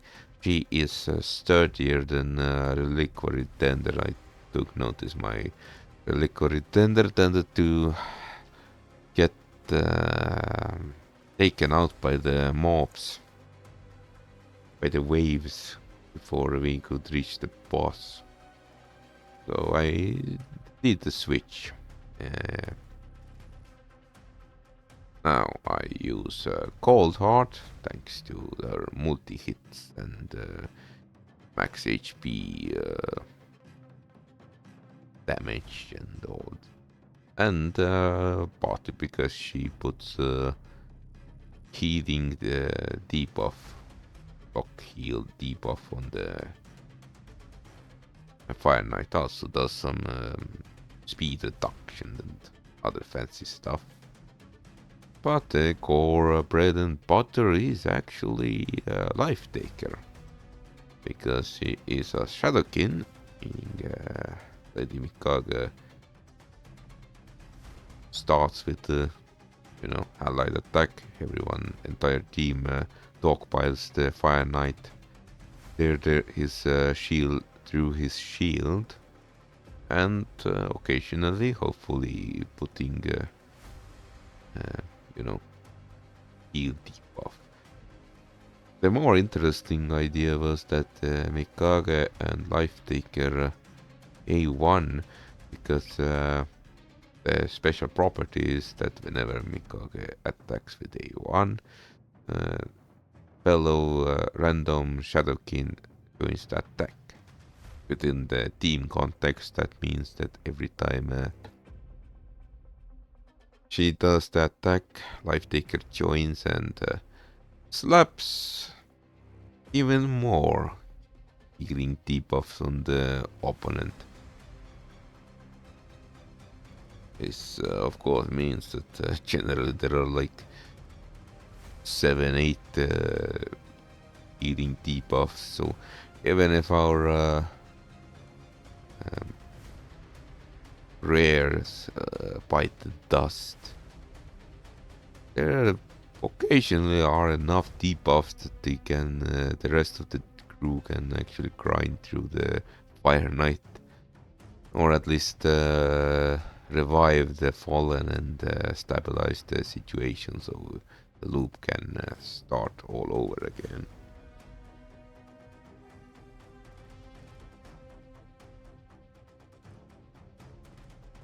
Which is why I probably mentioned that I would like to have a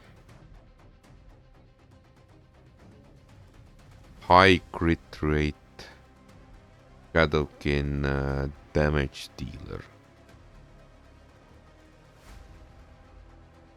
Could be a potentially a better alternative to the Blood Feather. Think about it. Blood Feather's issue is that she isn't the fastest. Her gear is geared towards high crit rate. Good enough crit rate and debuffs, because I think I actually built her to tackle Iron Twins boss. So if she could she could be potentially replaced with a high crit rate Shadowkin, but I imagine their A1 should be something very useful.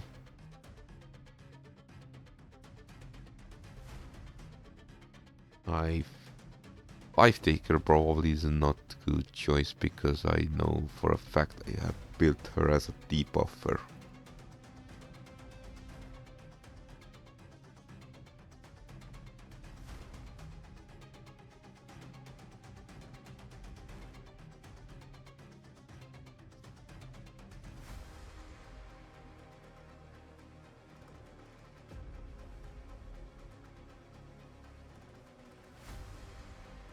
Not to mention I probably haven't built a whole lot of Shadowkins. Well, they are cool faction, and so I do have them. But they are not type I actually... Ooh, 21.24 million. That is a very lovely sight to see. We might actually finish the boss tonight. Within the scope of the next hour.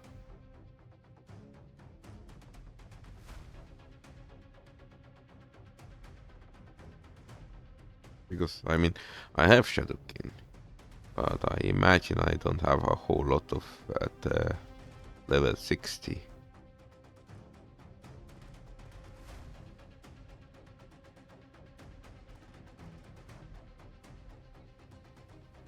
Tomoe would be an interesting choice.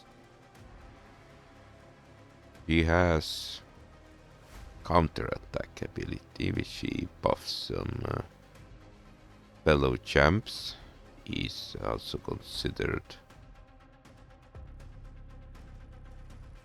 But I don't know her crit rate. It might be non-existent. On the other hand, she might actually buff crit rate to give a bonus crit rate to everyone else. That is a bit of a questionable thing. But we should take a look at this round.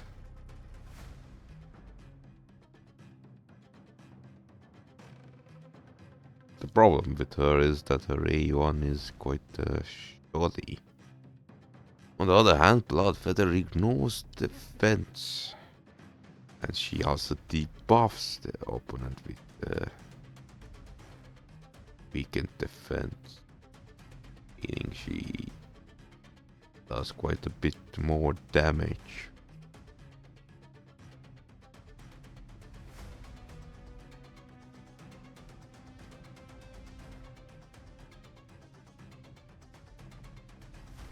On the other hand, Tomoe could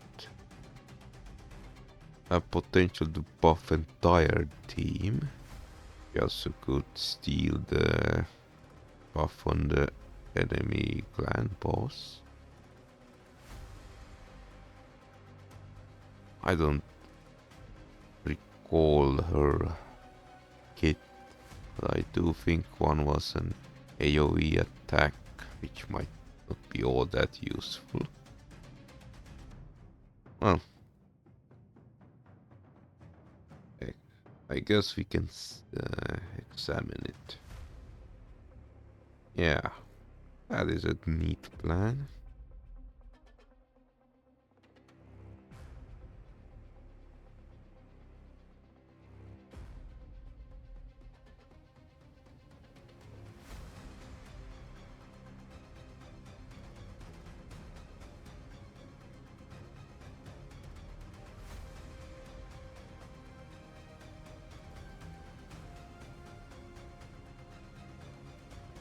Of course, it's not guaranteed the clan boss does AoE damage, means the retaliation might be utterly pointless.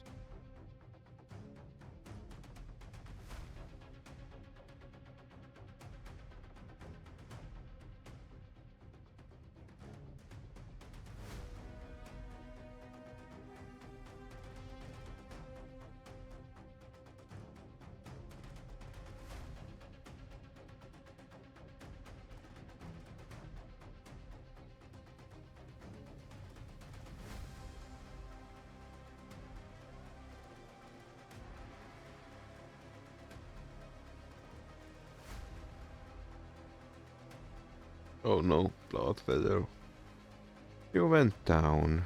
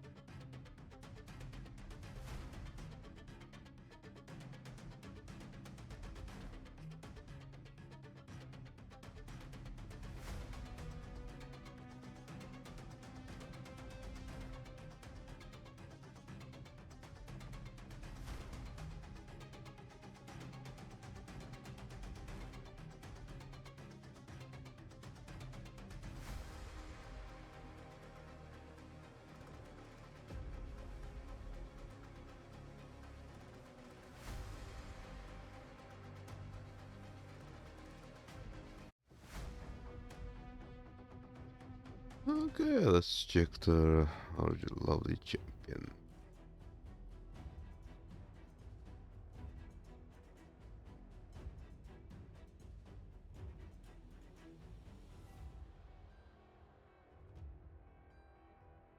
He is fast. He has decent accuracy.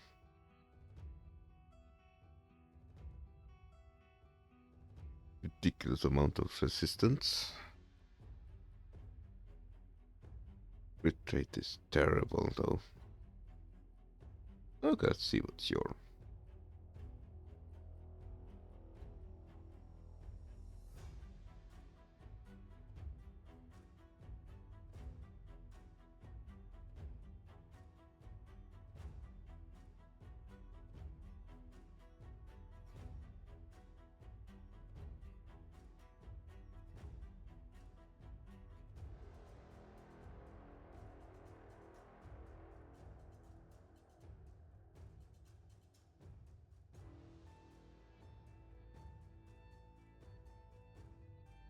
I wonder if she is also considered a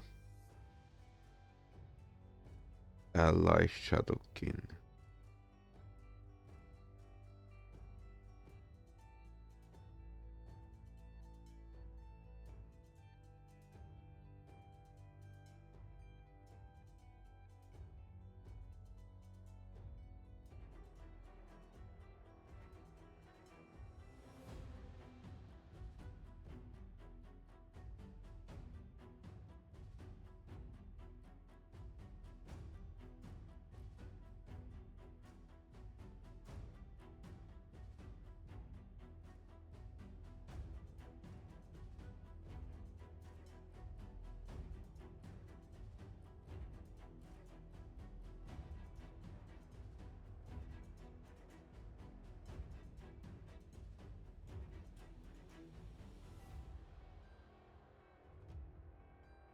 Problem is, our entire kit is not designed for this job.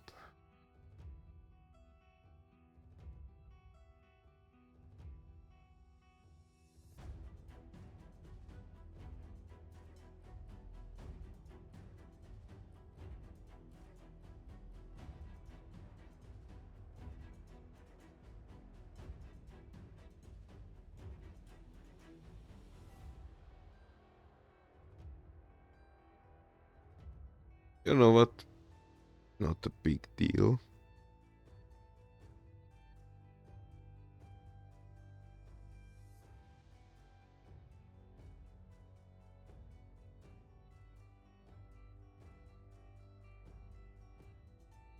Heal reduction is pointless.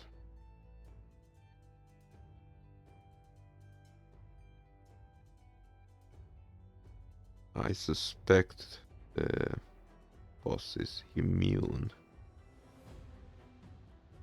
This is alright. Alright, screw it. Let's test it out.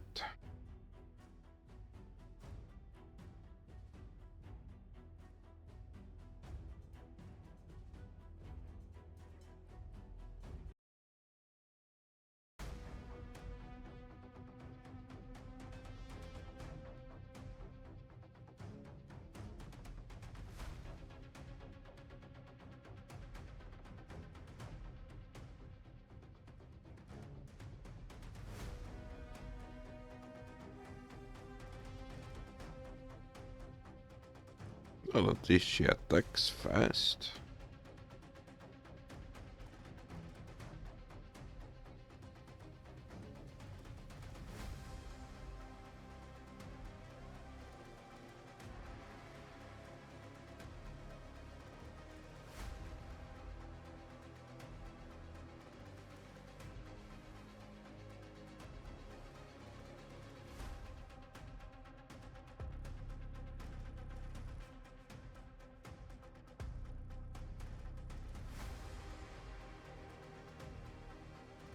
What did she do?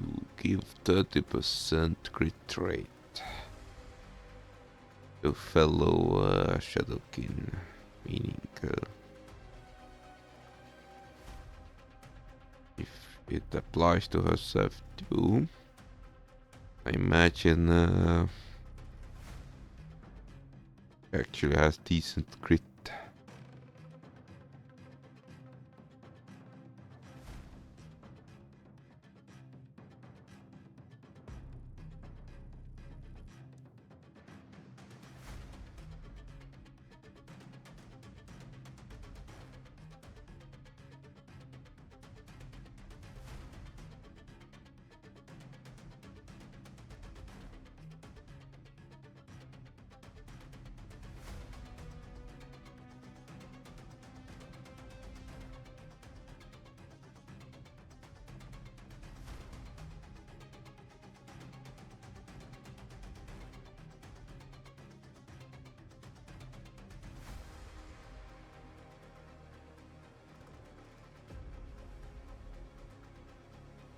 I think she's a bit more useful than Life Taker because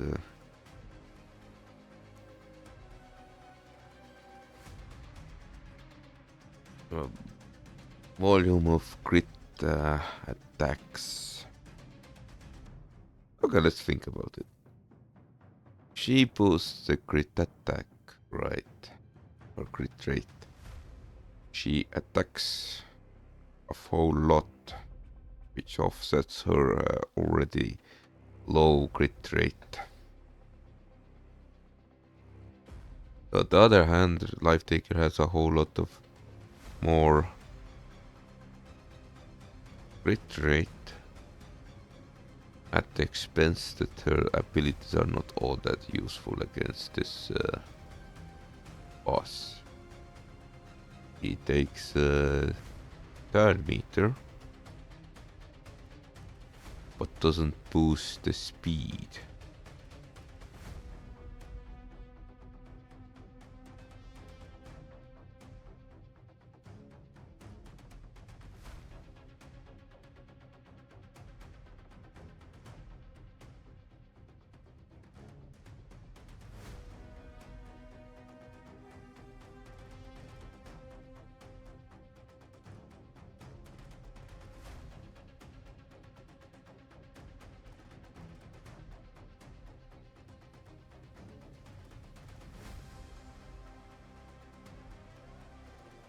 More interesting question: how the hell did they got Tomo's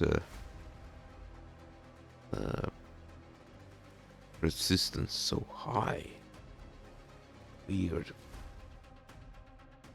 Well, I suppose she wasn't that under that tension, so I probably slapped random gear on her.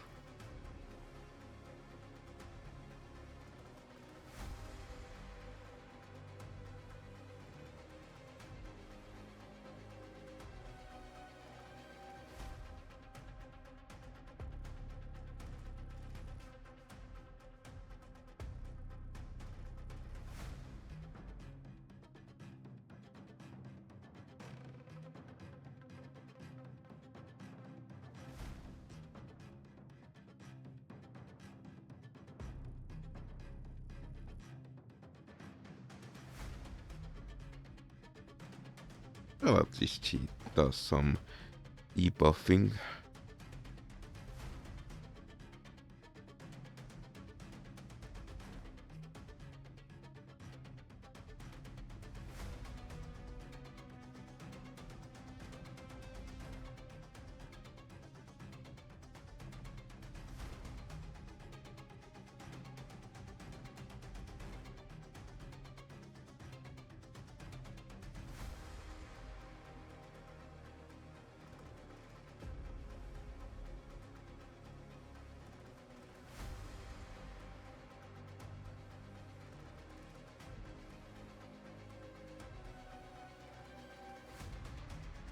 But it seems her buffs and high attack rate does not really translate into survivability or damage.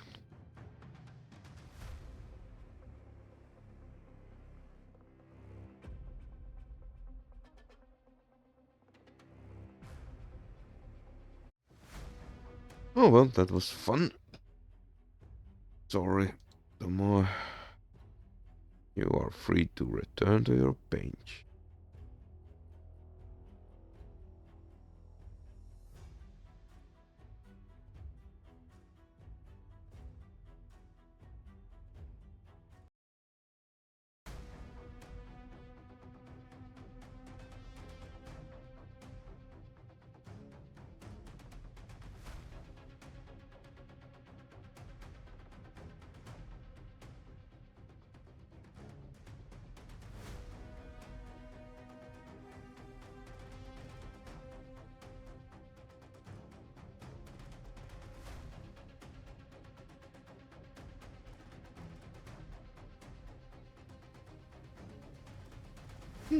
I think we are only 20% to go.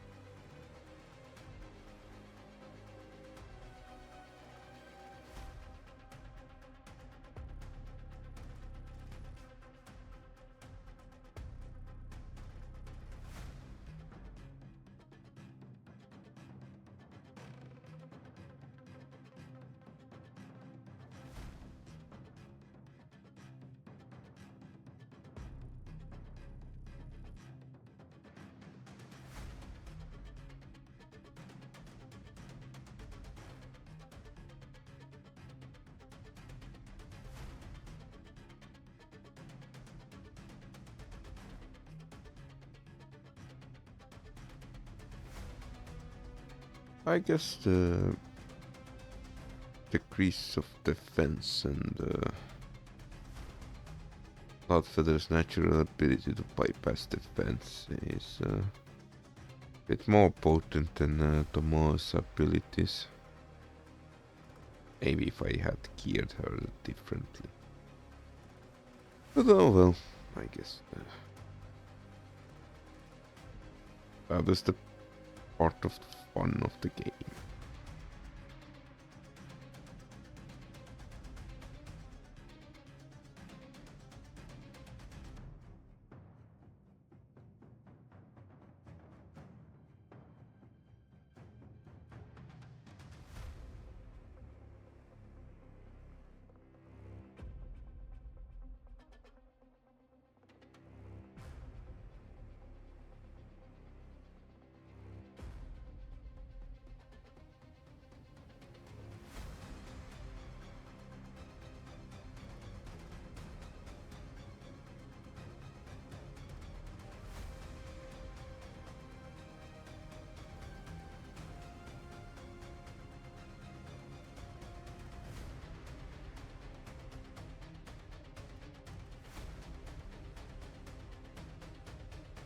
Okay, that should already be 18%.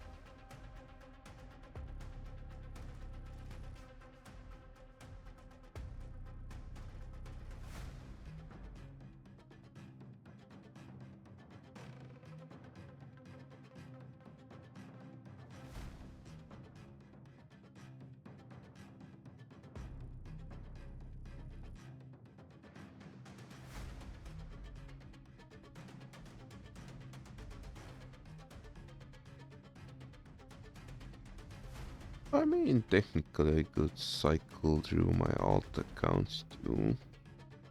But make a display of their attack prowess. This probably isn't a whole lot enough compared to my main. Hmm, why not?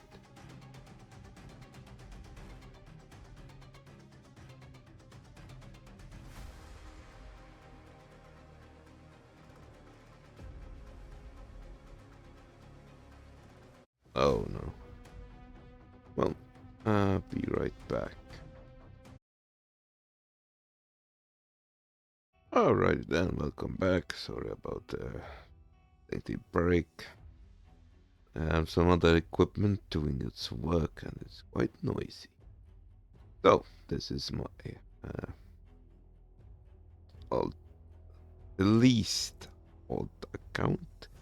Uh, well, what can I say? This is the general gist of things. Our leader is Mother Superior thanks to her speed aura, and she does some healing. We have Oboro. Technically I could use Gear Grinder, but she hits hard.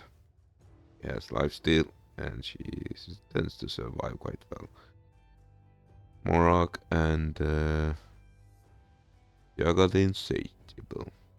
Because he has poisons, and I have never built him for anything at all. So let's, oops, give it a go.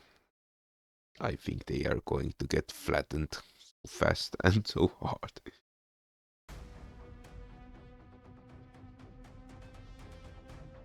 Well, at least they survived the first strike.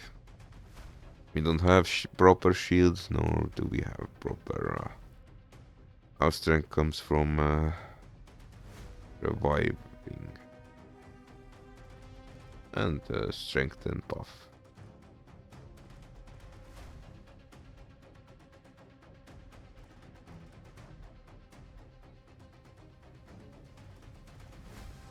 It seems his poison attacks have been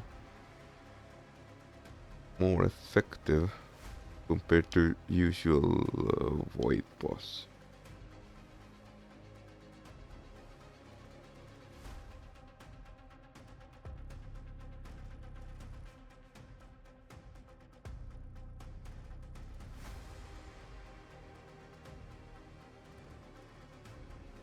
But well, I suppose our reviver is a bit weak. Their gear is trash. But can't be helped in that matters. Just bad luck.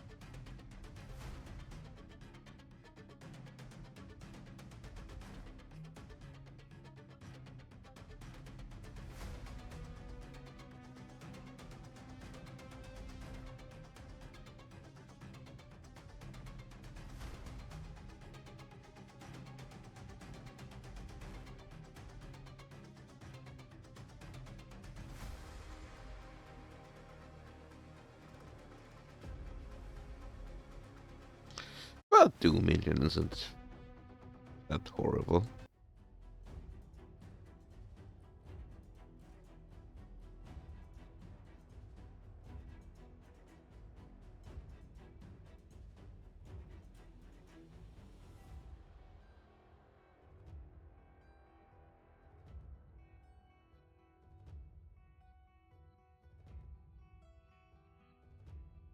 We won't qualify to anything, but oh well, be right back. Welcome back, and let's. Ooh, nice book. Yes, yes, yes. Thanks for all the copious amount of commercials. So, this is my other alt account. Uh, This is the setup. Cornelia is our feed lead and one of our healers.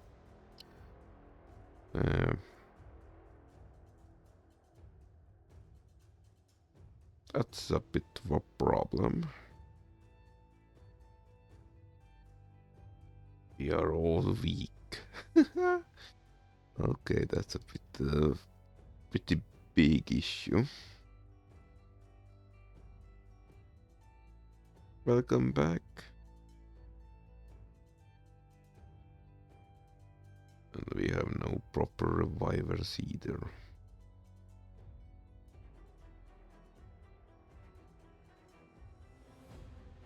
Or proper DPS.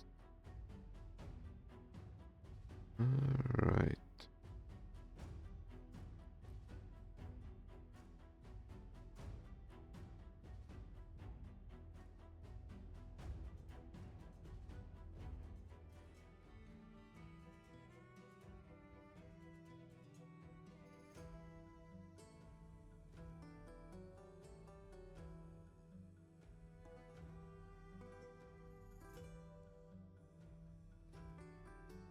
Ionic food. I mean, technically speaking, it's not too bad. Alright, I think I planned something with you, but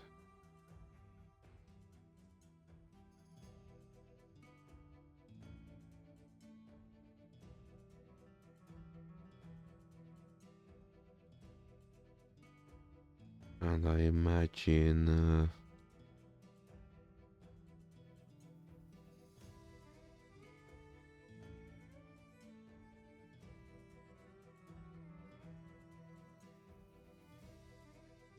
nah, I plan to actually upgrade her one day.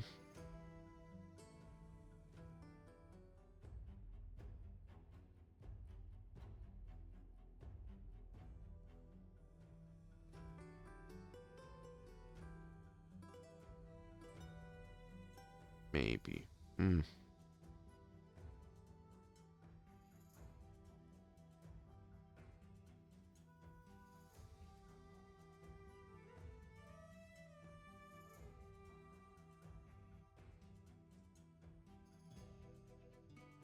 Oh, okay, we are missing something.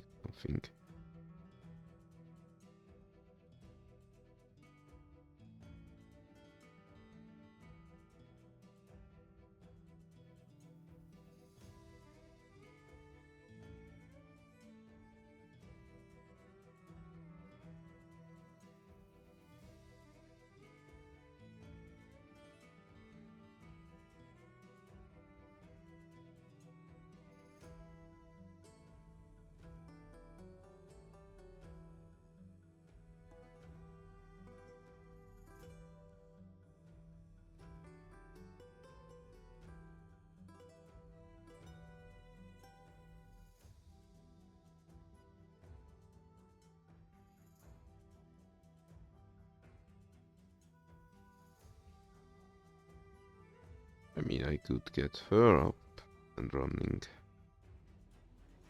Her gear is non-existent. So many options. Already have Painkeeper on my main account. Would I want another one?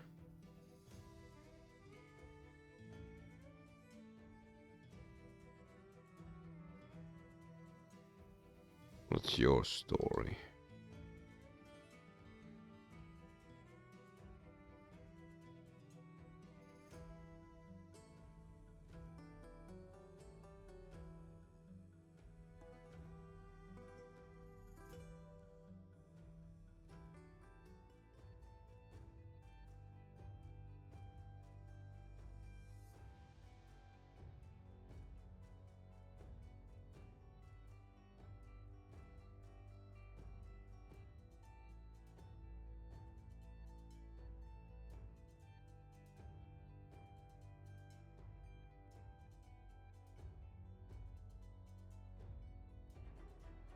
I suppose it's better than nothing.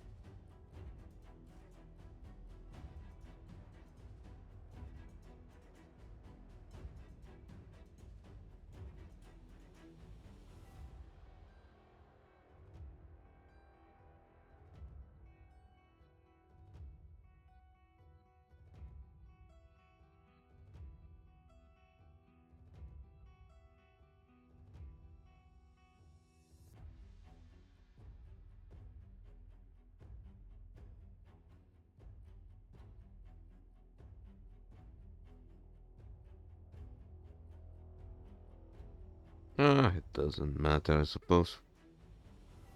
What only thing what matters is raw damage now.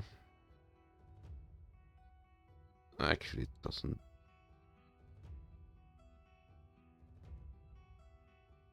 Give thanks. But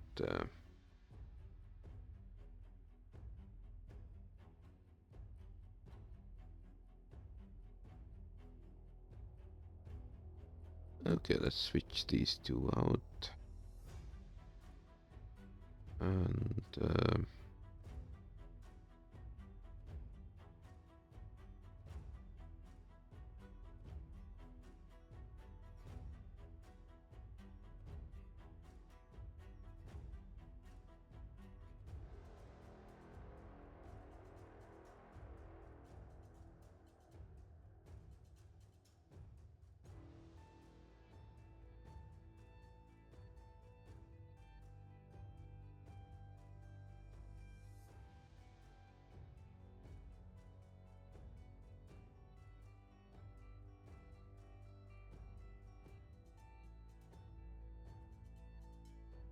so I wasted time for nothing. Right, yours probably not the best choice.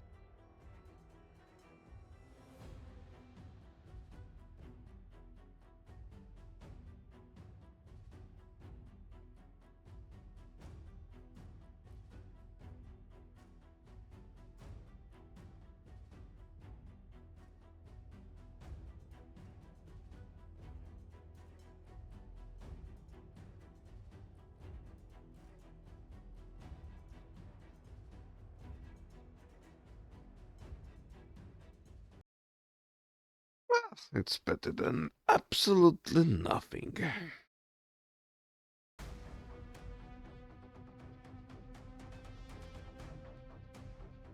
Well, at least he didn't die with a single glare from the boss.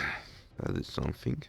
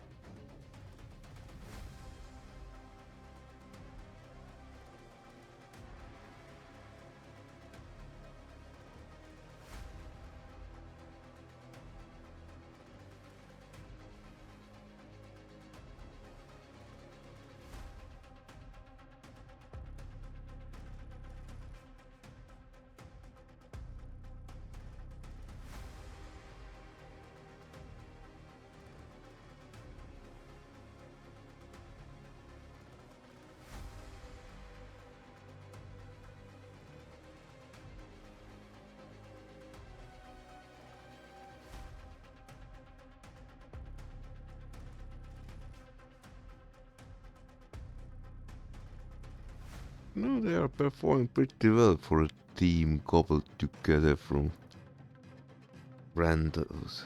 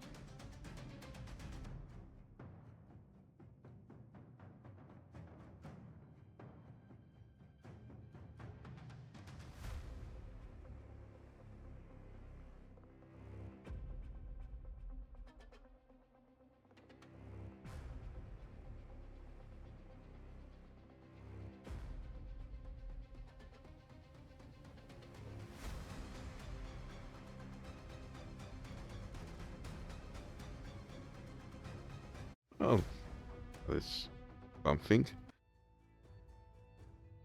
Best part though.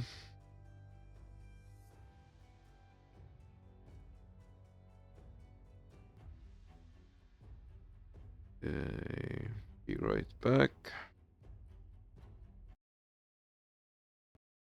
Okay, welcome back. The final alt account, oldest, and it is a team which needs no changes. Let's go. Oh wait. What the hell? In the name of the nightmare boss's end. Let's go.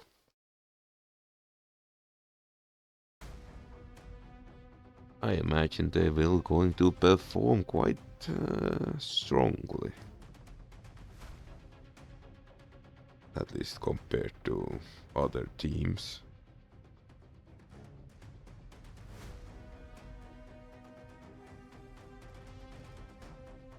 Surprisingly, Magic Affinity heavy composition was in the previous team. Almost had to cobble together from scratch.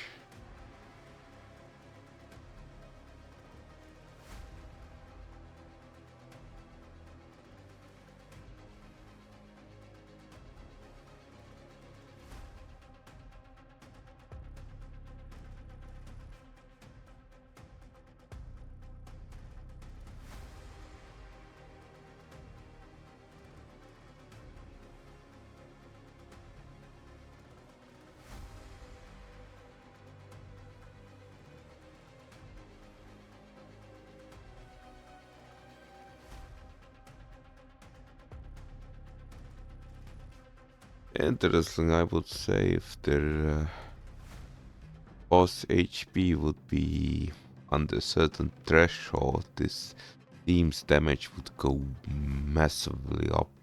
Also thanks to the Reaper blessing on Adeline.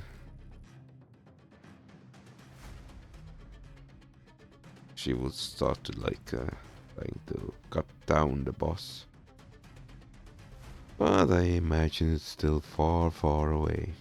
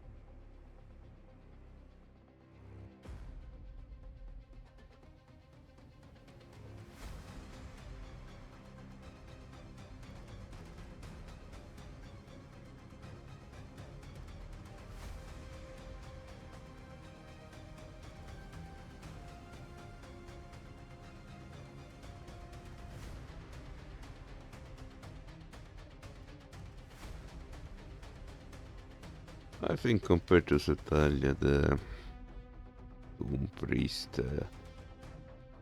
centric team sort of suffers in healing. On the other hand, I imagine it's offset by the increased damage from the damage increase buff.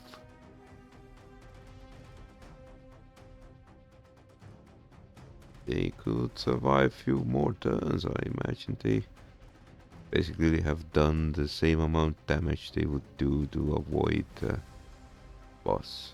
So we shall see.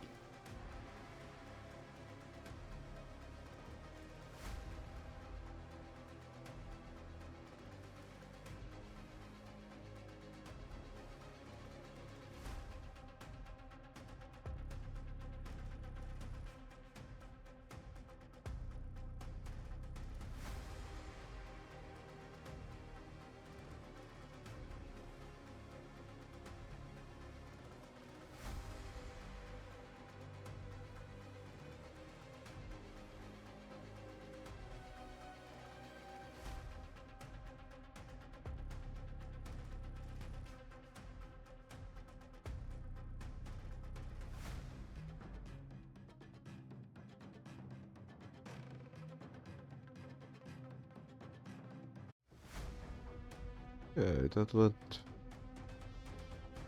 as usual. Hmm. Go figure.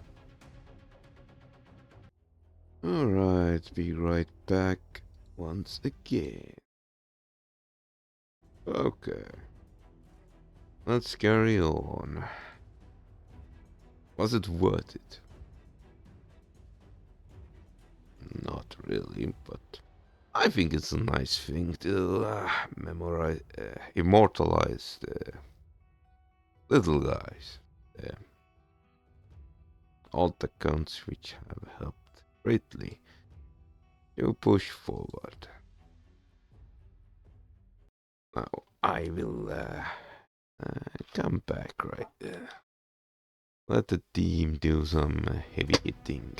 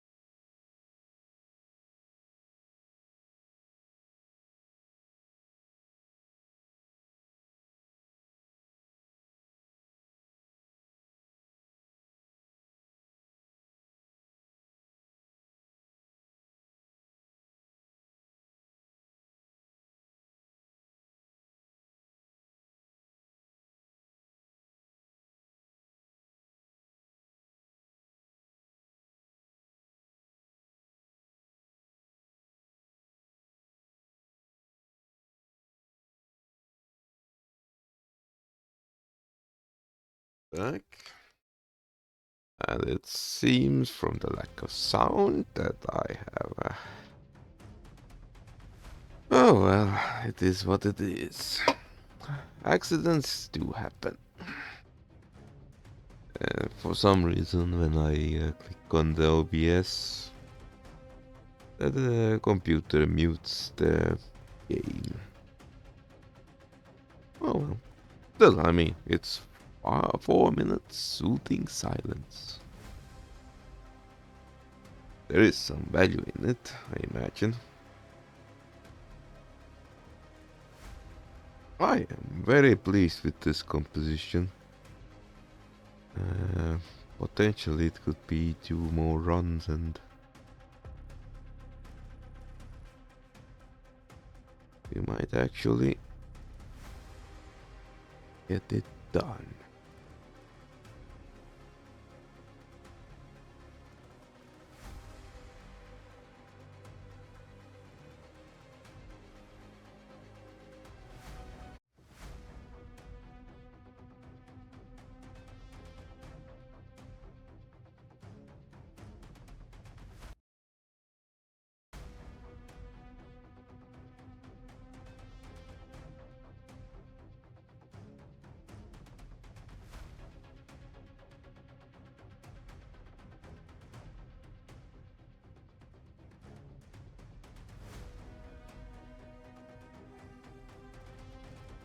Well, in retrospect, okay, my strongest ult did over 9 million damage. So one did probably 2 million. And the middle one, which I cobbled together, did a bit less. That would be almost 3/4 of the key value of damage combined.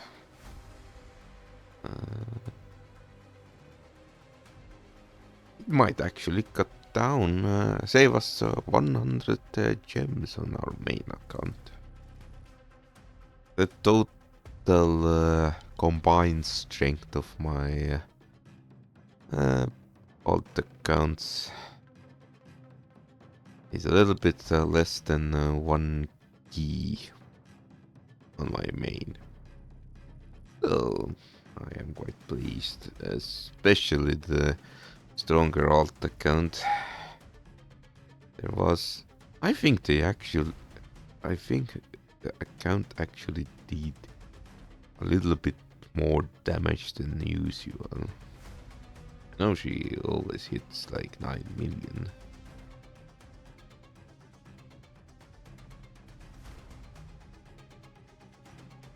Probably because Orn is a spirit oriented champ, meaning he actually does full damage.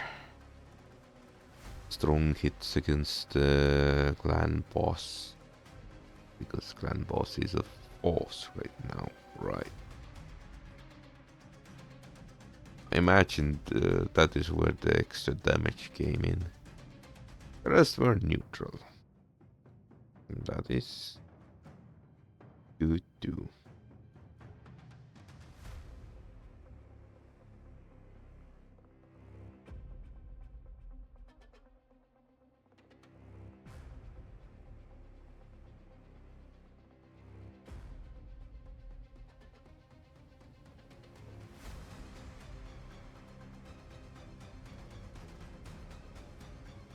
If I'd had the choice,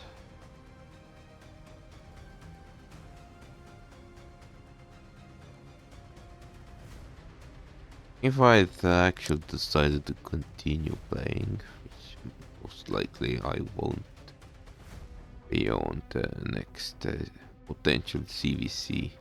If you do not qualify, there is no point to push forward, because weather will change and I have to do some other stuff, and besides, there is only This game is actually quite time intensive, because if you want anything done, you have to put in hours. You can't quite leave it on its own unless I imagine if you use some BlueStacks macros and stuff. They don't, because performances on my computer will probably suffer quite a lot.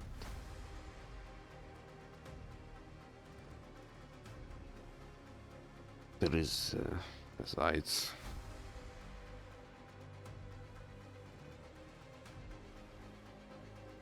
yeah, besides, well, if I'd had to go out of a limb and decide what to do next, I imagine I would try to level up here to level 60 on my main account.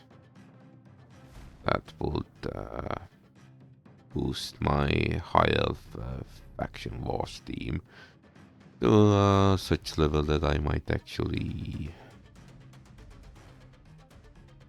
push even higher level. Of course, interesting choice would be Shadowkin. I would not say that any of them are particularly someone I would be willing to, well, would see indispensable. Orcs have no need for my attention. They are the strongest faction wars team I have assembled. They even have a backup reviver, which is probably quite impressive for an orc team. And if it wouldn't be the silly rule that I need to clear all the normal factions so I could do hard mode faction, which is a bit silly to how many factions there are. Was okay 2 factions ago.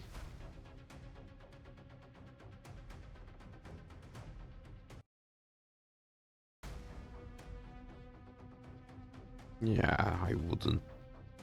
Yeah, there are only novelty things to pursue on my main account. I can't imagine any champ really ups the game unless suddenly I by accident pull from Agent Shot some legendary or epic unkillable composition.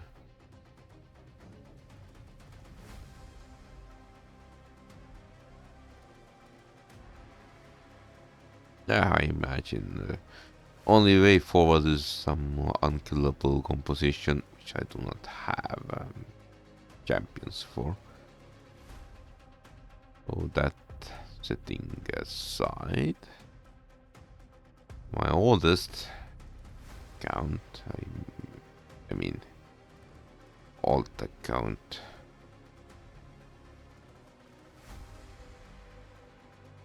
I would not even know actually. I probably should do the fusions, get the blood feather for her too, but does she even have any? Probably should fill out her legendaries. Refurbish skill for better. I probably should level up Life Taker or Fenchi for a potential Fire Knight team. Alright, let's take the other team. The one which I had to. The account which I had to scramble the entire team to the affinity. Imagine I would like to get the Hex Weaver. He is a healer. No, Hex Weaver should be on my weakest account because that account has the strongest Dark Elf lineup. Kaden is the resurrection. I think her name was Terask or something. He is somewhat of a decent damage dealer. That is 2 down.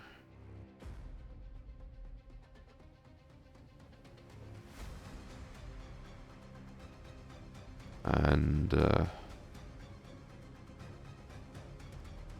X-Fever could be the healer. Was the Steel Bovier a Dark Elf? I think she was. Generally it's not recommended, but I decided to and upgraded the Steel Bovier during the last CVC into 6-star status. He's quite okay. Nothing radical, but I think as a Faction Wars champ, she's quite decent. There is only 1 slot left. It would be filled with the Poisoner. I can't just say, oh, I'm gonna praise the Gold Heart. Because on my main account I didn't see Gold Heart for entire 80% of playtime I had. Couldn't even pull once. So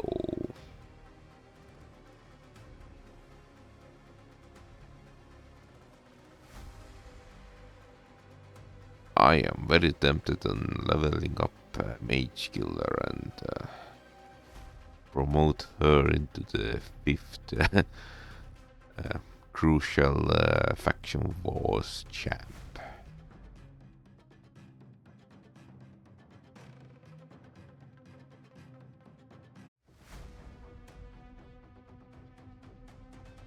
Alright. Seems my calculations were wrong.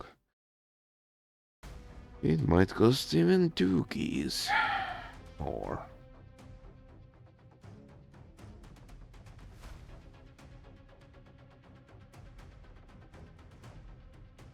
I imagine second alt account.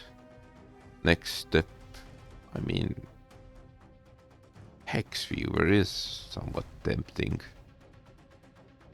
Oh, I probably should just upgrade War Priest, because I have never built one. Make her the weird weird build with slap regeneration gear on. Build her into defensive tree. Make her able to soak damage to other fellow champs. And deploy her on an arena team.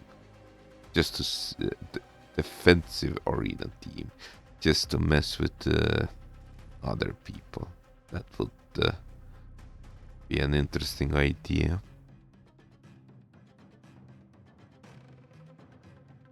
I don't quite recall.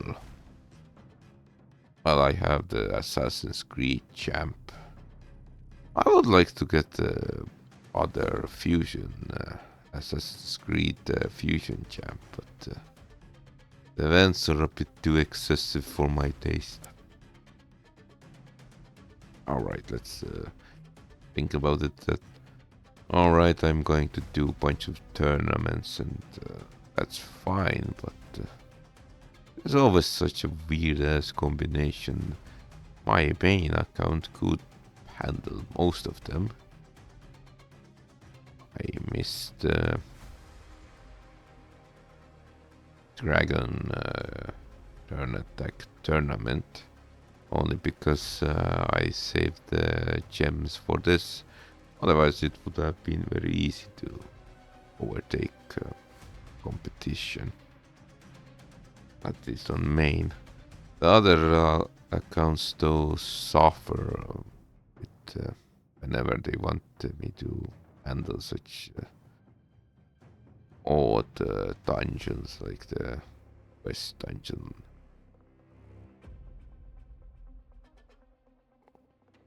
I think it's called Event Dungeon. Yeah, it is what it is.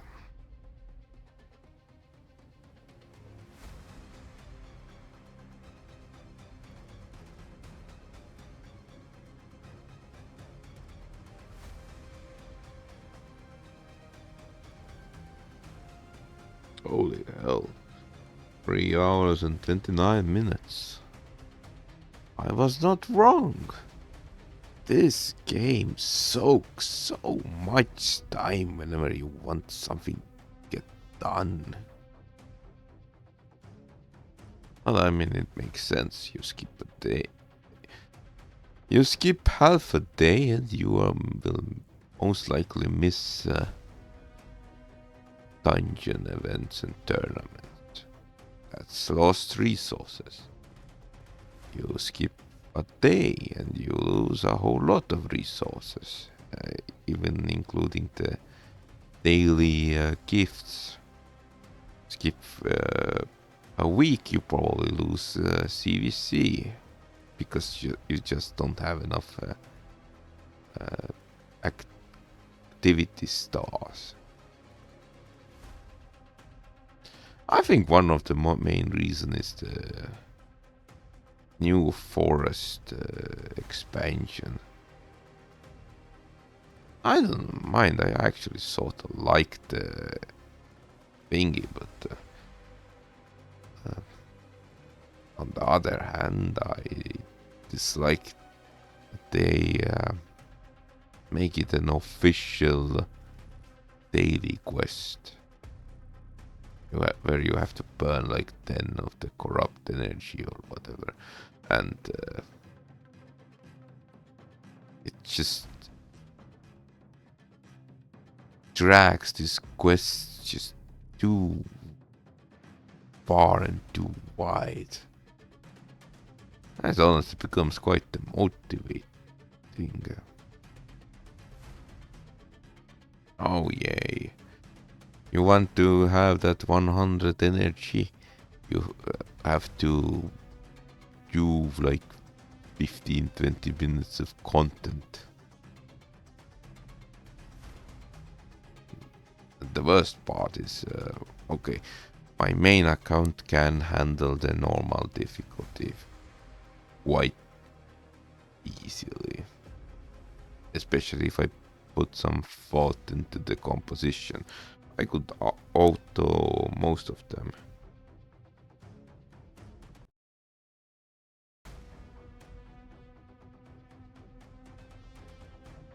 The issue starts with my weaker accounts. Alright, my oldest alt account can handle the forest normal somewhat. Well, the problem is that it requires very specific composition. You need to have deep buffers. Because the opposing teams have so much buffs and revives and continuous heals. Guess that Talya does some debuffing, I imagine. I think. I don't quite recall. But the rest of my accounts are kind of screwed. You have to have a higher level so you can gain access to the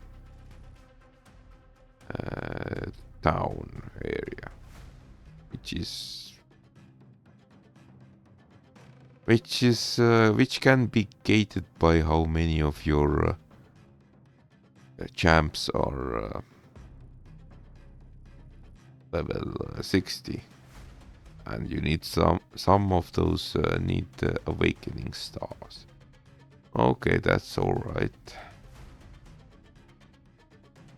because you can always check and you can build, steer your build towards that goal. Dark Forest is kinda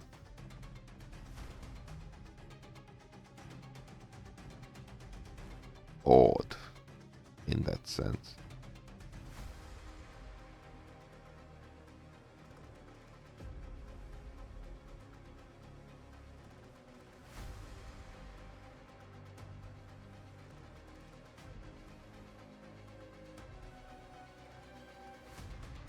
And I imagine it's not particularly fun on a account who needs to amass champs and gear and all that stuff. And then you still get the damn quest. Maybe it can be handled by spending all the energy on one bot. Doubtful. But I have no interest in actually finding out. Every good thing has to come to an end. Including this boss's health bar. Now the main question is, I start to think that perhaps it still will consume 100 gems.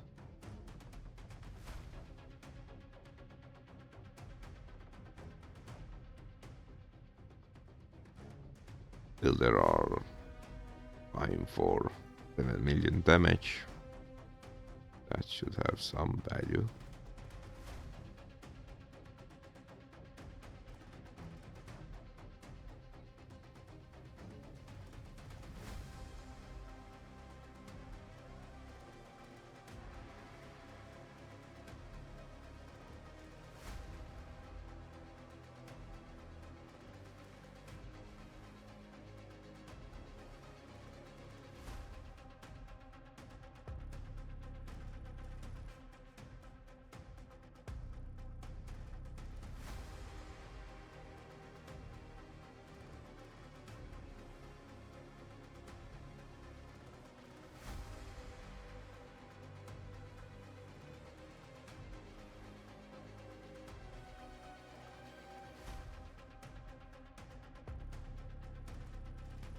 Okay, it seems we have to spend another 100 gems.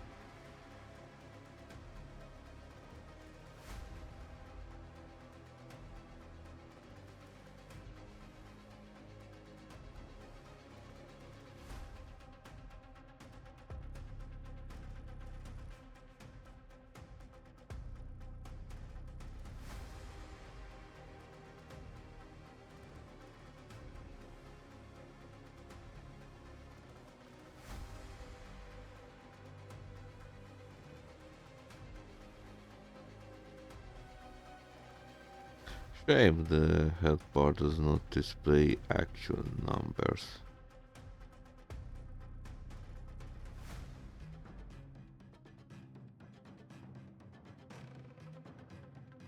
Like, did we take it down just now? Or is that a sliver of red just 0 HP? Because technically we could just keep on punching it.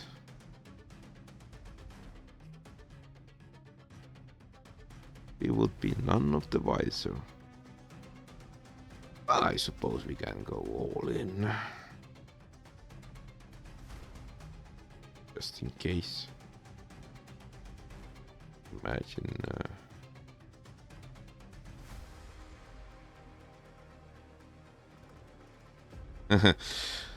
Message from our clan leader. Our goals are vague. Just amass power or don't.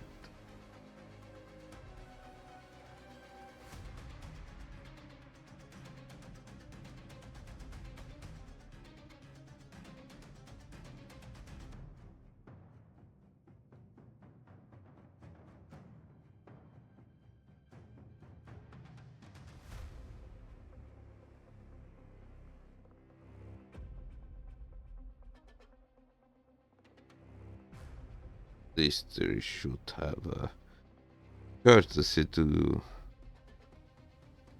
remove that red sliver of HP. Oh well.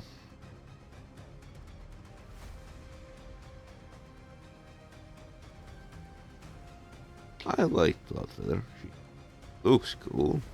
She does damage coolly.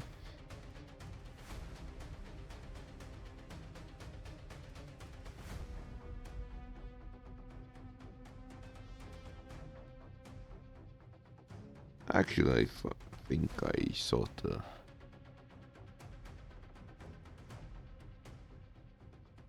would be actually need to make a how to say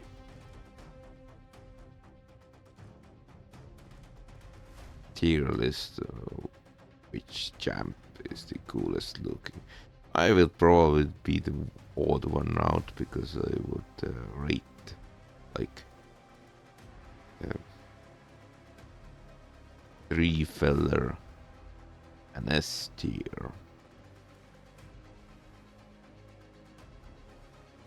Because I think some of the uncommon and rare and common champs actually look better than legendaries, because some of the legendaries are just excessive.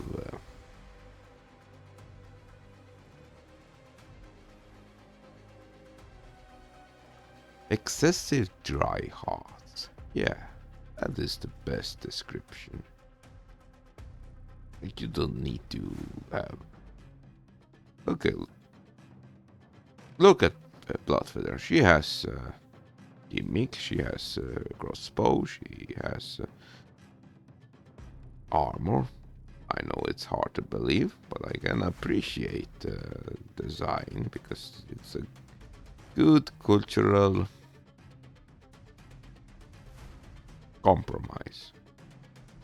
It looks good and she behaves good, and that's all. Now, if you take the legendary like right, I guess over. Did it? Yes, we did. You know what?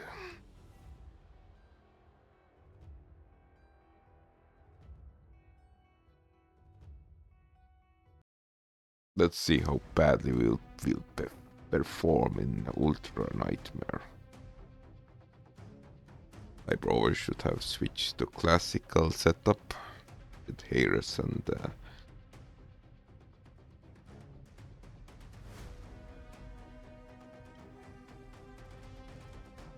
Frozen Banshee, but I suppose it shouldn't be too different. It is a void, so you should be able to do decent amount damage.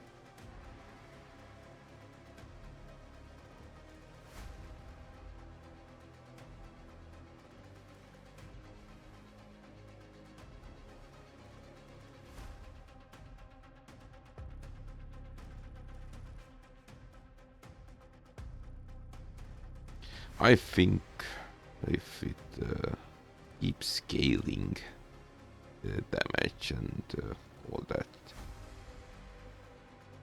our team should splatter out at 15 million damage mark. If it keeps up the proportional to previous difficulties. There's always like 5 million drop with each stage.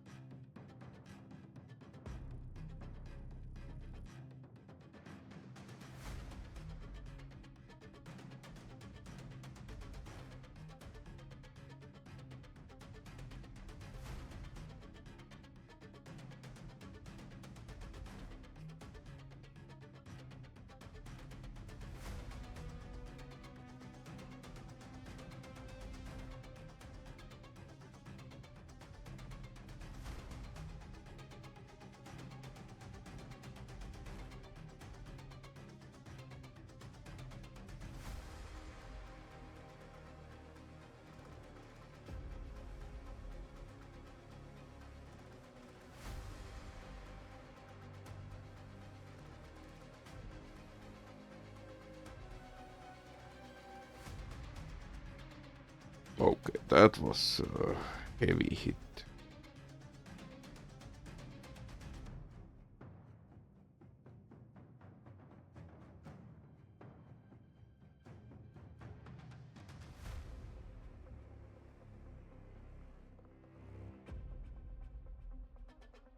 I think we will not see beyond 10 million at this rate.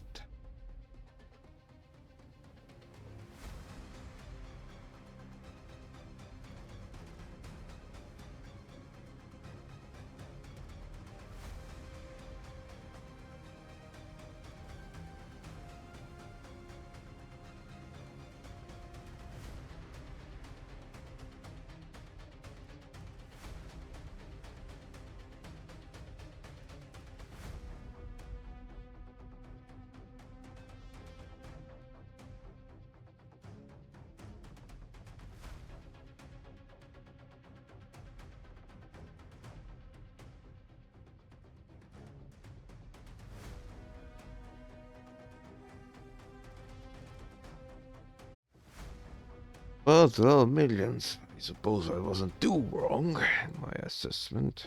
Though I was a bit...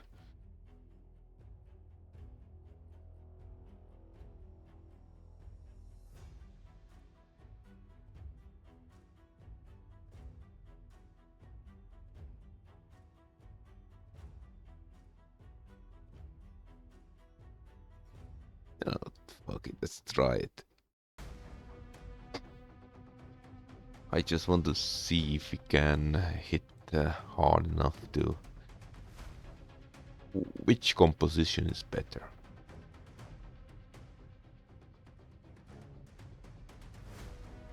Because during preparations I only tested Orticata with some of the books. And I hadn't figured out the blood feather would help along with her high crit rate skills.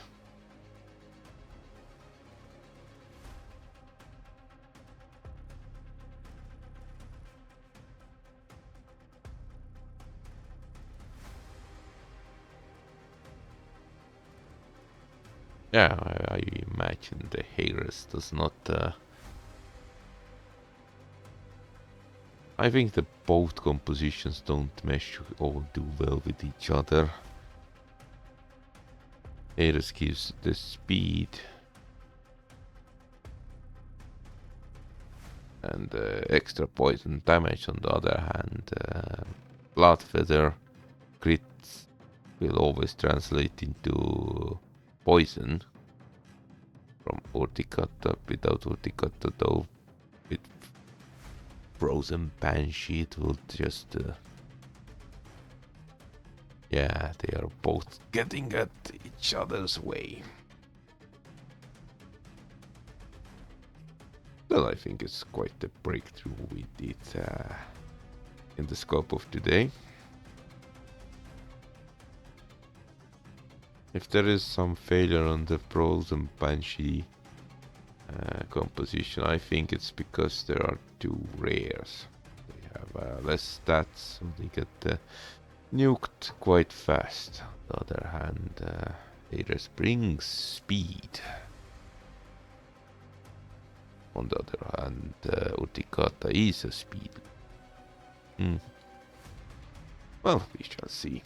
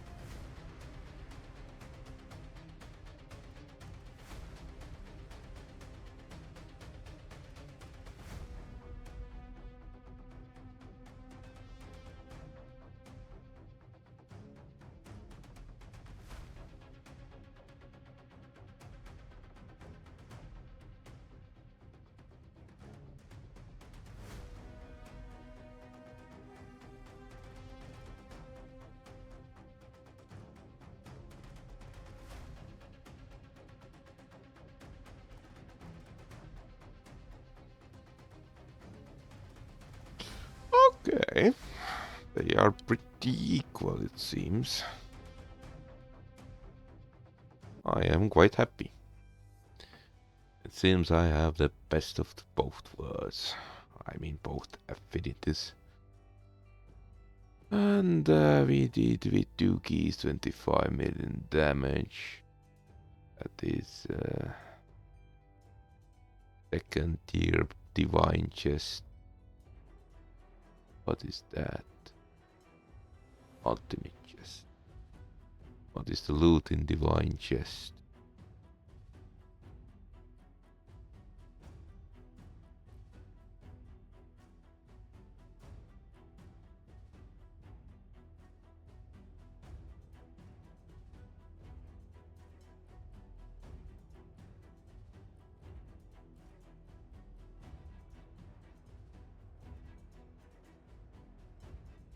I think if we did one more attack with 3 keys, perhaps we could get this chest. I am a bit confused.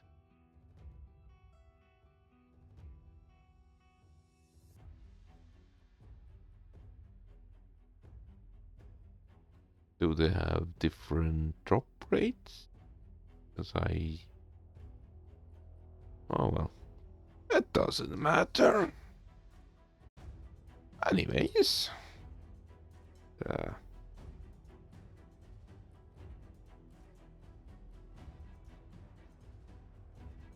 Say goodbye to our lovely champions. Thanks for watching. It's 5 in the morning. I have spent almost 4 hours on this venture. There is our hero. Well, thanks for watching and bye bye for now.